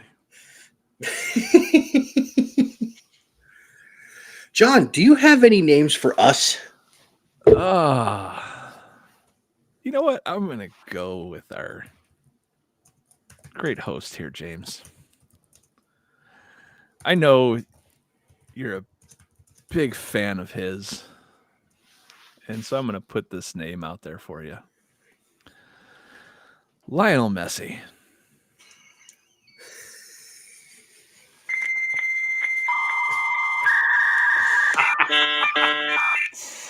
So is he bringing the Capri Sun or the orange slices?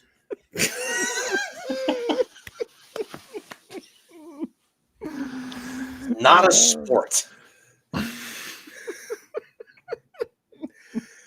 No, it's an endurance trial. His mom brought the little hugs. Don't disgrace little hugs like that, John. God, those things were disgusting. What? Grape was the only good one. Yes.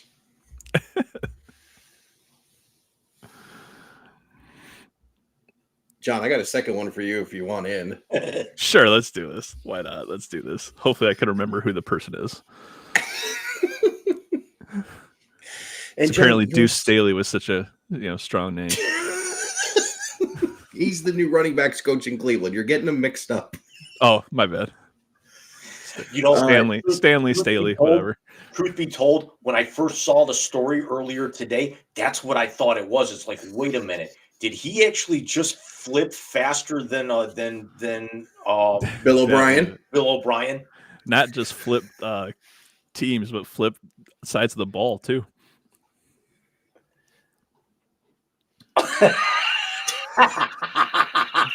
Where have you guys seen my car? No, but we've seen your dog. I got a tattoo. Sweet. Dude. So, John, who would have thought a movie with Kelso and Stifler would have been funny? Oh, my gosh. Hey, you leave the power of the continuum transfunctioner alone. Oh, Jesus Christ, here we go.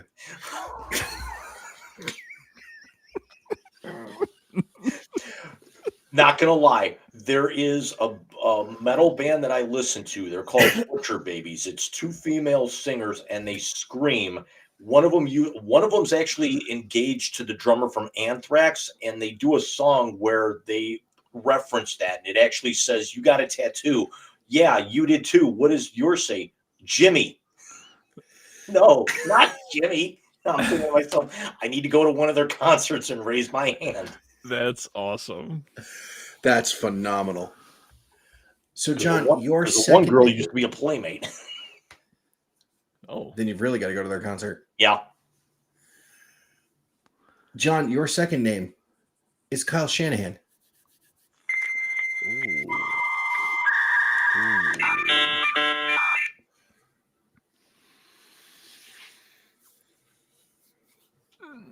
Somebody pass me the Vaseline. Because I think he got fist jobbed. Jim, hit the button. Which one? The two back-to-back.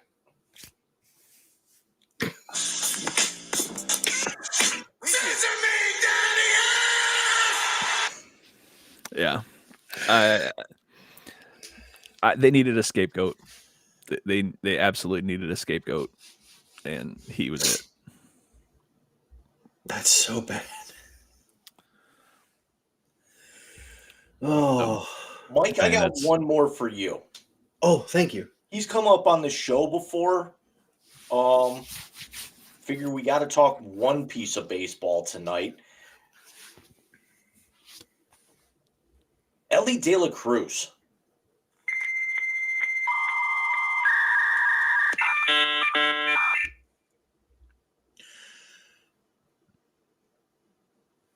I mean, shitty teammate. You broke the window of your boy's fucking car, man. Did you see that? Did you see what he did today? No, Hunter Green was throwing live BP to him, and he hit a ball off of Hunter Green's fucking windshield. Wow. I don't know where it was parked. What did he do today? He basically pulled a Ricky Vaughn that he hit a 470-foot home run that he doesn't know where it landed yet. Wow.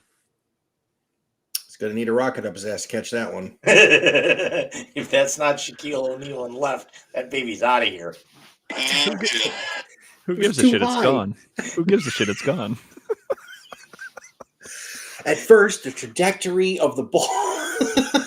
Better than 475-foot fair.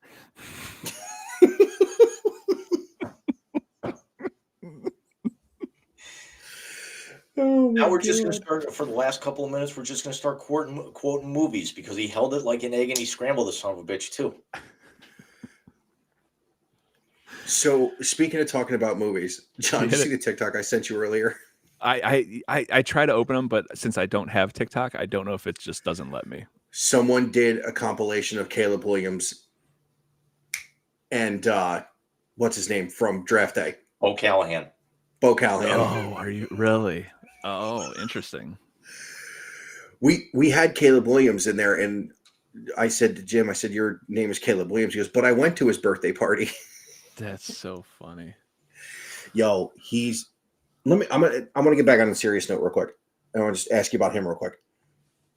If you're evaluating talent on the field, and you're evaluating taking someone at the number one pick who's played 6 good teams in 2 years, and he's 0-6 with pedestrian numbers, is that someone you're investing the first pick and that kind of money in?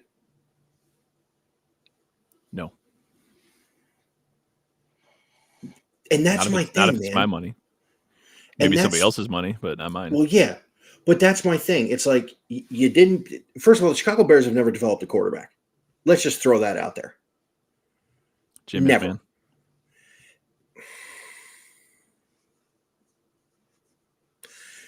James and John, I could have quarterbacked the '85 Bears to a championship with Walter Payton in that defense.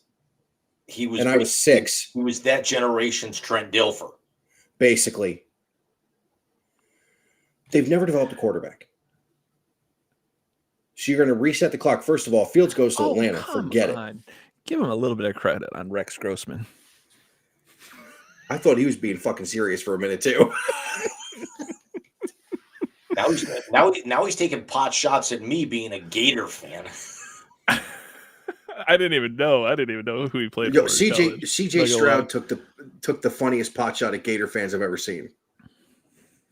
He was on the pivot, and Fred Taylor was grilling about Ohio State not winning a championship, and he said, "Hey, Fred, where'd you go?" He goes, "I went to Florida." He goes, "So what are we talking about here?" Oh my gosh. You have to stop the Q-tip when there's resistance.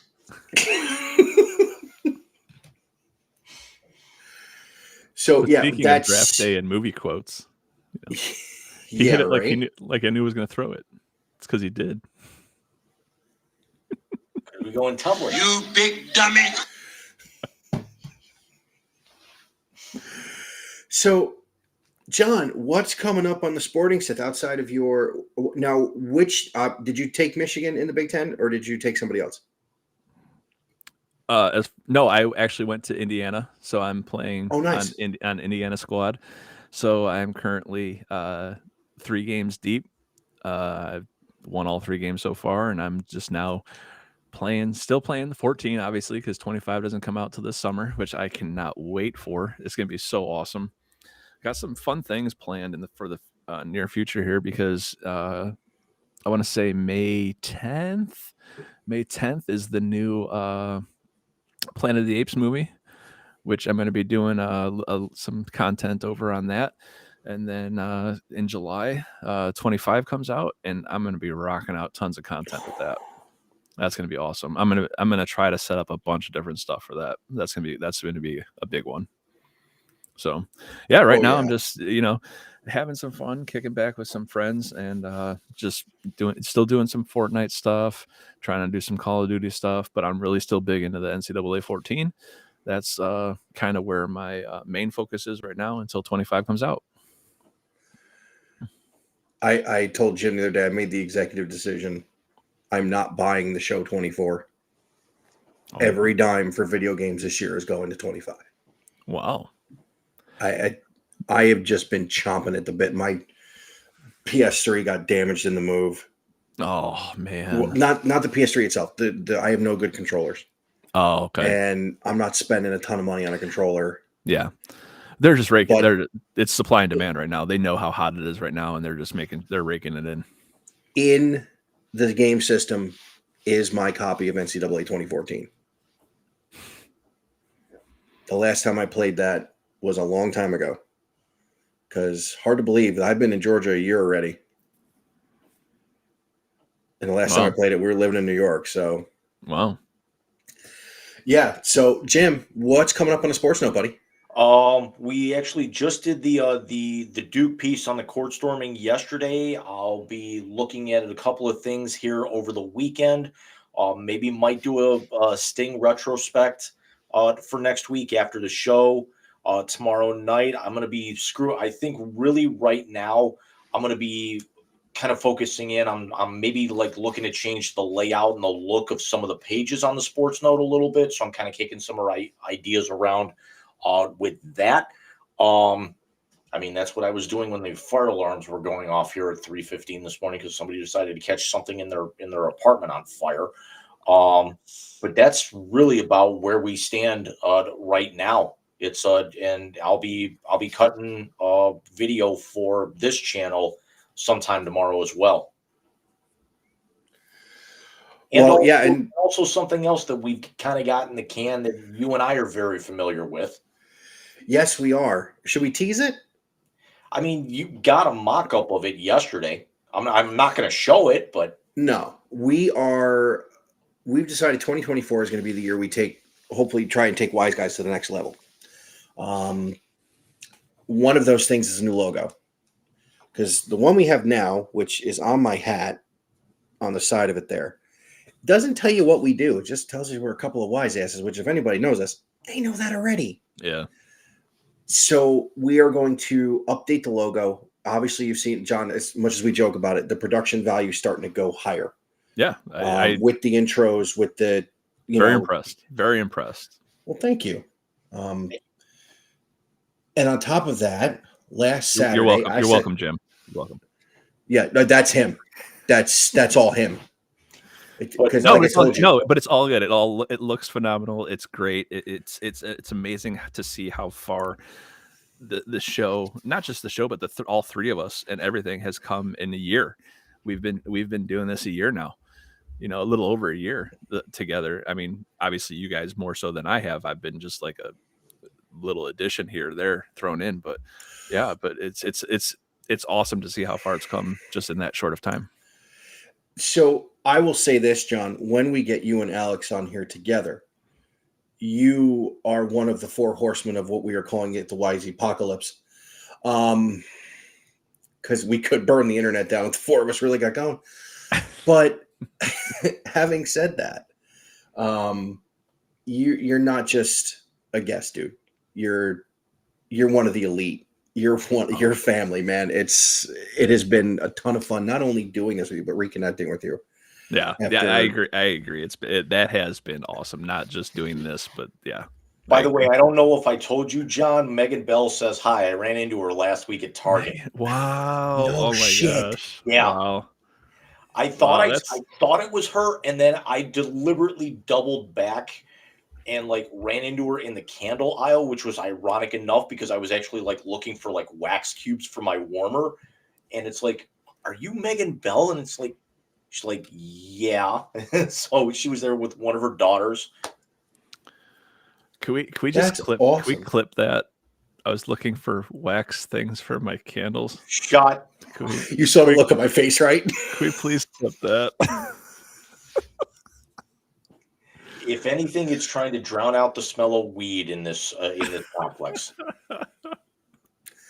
Which is, understandable. The other thing is, last Saturday I sat down and did my first Big Rican episode since the three of us previewed the 2022 CFP. I don't know if I've had many listens yet, but it was a lot of fun. I sat there for 25 minutes, talked about the Mets.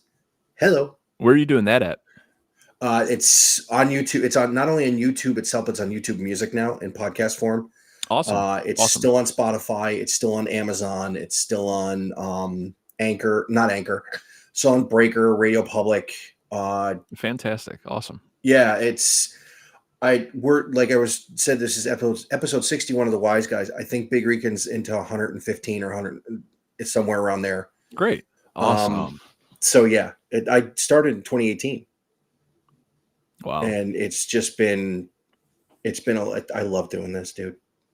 I know. Like I told Jim, same this is here. like this is the couple hours a week that I look forward, especially with working as much as I do. And But outside of family stuff, this is the couple hours a week I really look forward to.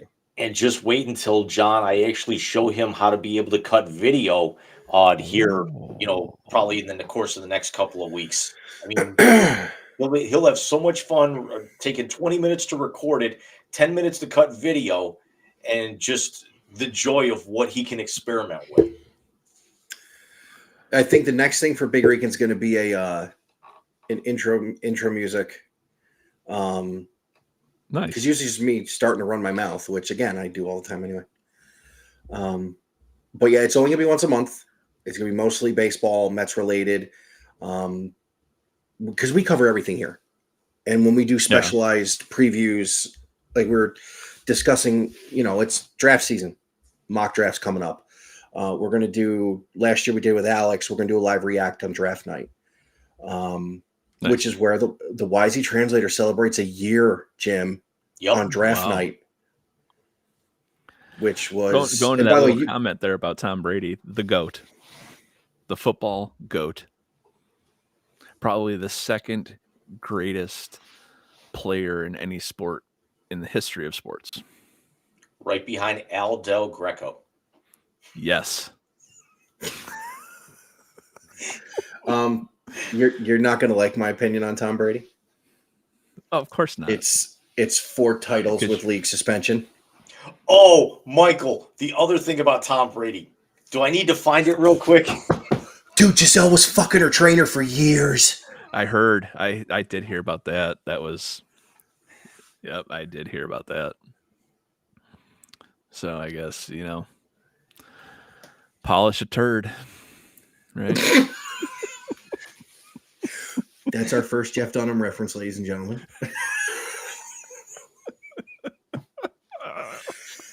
Dude, here's my question, though. She bitched he went back to playing. He knew. I'm sure he knew. I'm sure. I mean, how? What? Yeah. Yep. He's obviously not the brightest guy anyway. He actually cheated on Bridget Moynihan with Giselle. Potato. Wasn't a downgrade per se, but it was. I thought it was. I actually was a bigger fan of Bridget Moynihan. Blue Blood's good.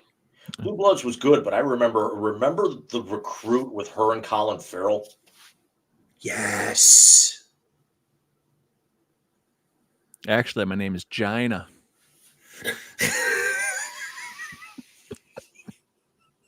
I think she was in Coyote Ugly too, wasn't she? She was. She was the one who kept fighting people. Yep. Speaking of phenomenal films,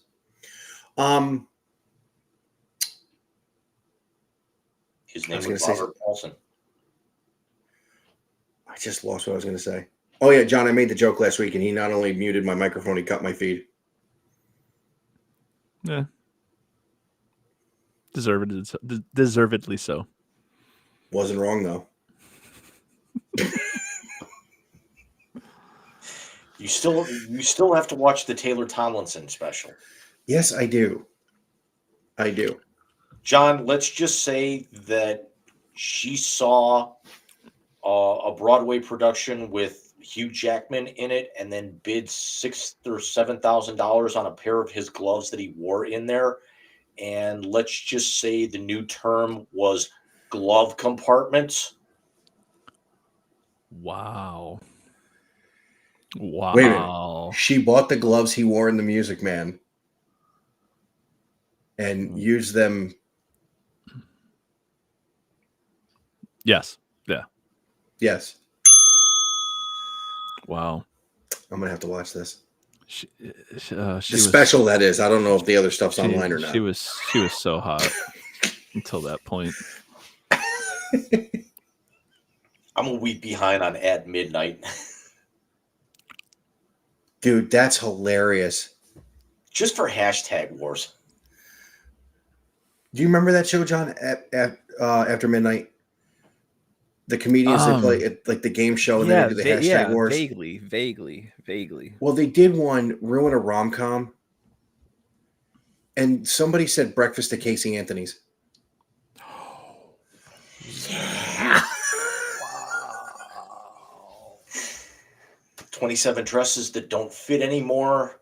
10 things I hate about myself. Oh, yeah. Wow. Which was still only the second best Casey Anthony joke in the history of this show. Wow.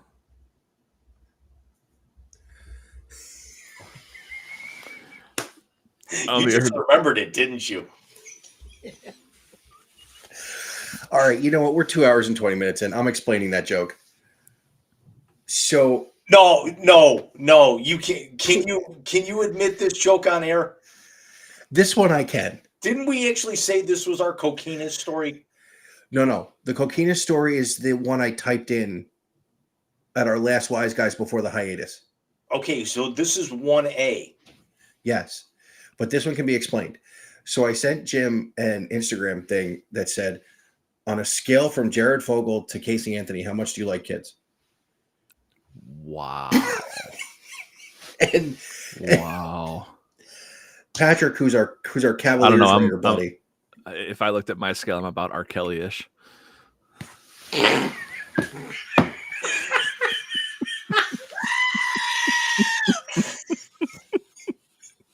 Oh my God. So the next thing out of Patrick's mouth after he stops laughing when he read it, because we didn't put it on air, he goes, "There's a foot-long joke in there we're missing somewhere." The guy is drunk, but there he goes. Wow. Fantastic. That's good. And Al, yes, you can leave now. We usually do this off air, but for some reason we just haven't stopped the show yet. Yeah. It's going to make our our off-air conversation quite short. Yeah. No. I don't know. You know, you got any more nuggets that we can actually steal and improve the show like every other time you come on? Right. I'm just being white. WHIT. You can't even anymore. Well, in that note, and punt. Jim and I and a possible guest that I'm working on will see you next week on the 9th at 9 p.m. Topics will include whatever the hell we figure out Thursday morning. 9th green at 9. Nice. 9th green at 9. Nice. Because I'm just looking for the other part of this bottle. It fell out of my hand. Mind if we play through? So for the Sporting Sith and JC Blue Note, I am Big Greek and saying, come see us next week when I don't think it'll be quite this stupid. It'll be worse. It'll be worse. Good night, everybody. Good night, everyone. May the sports be with you.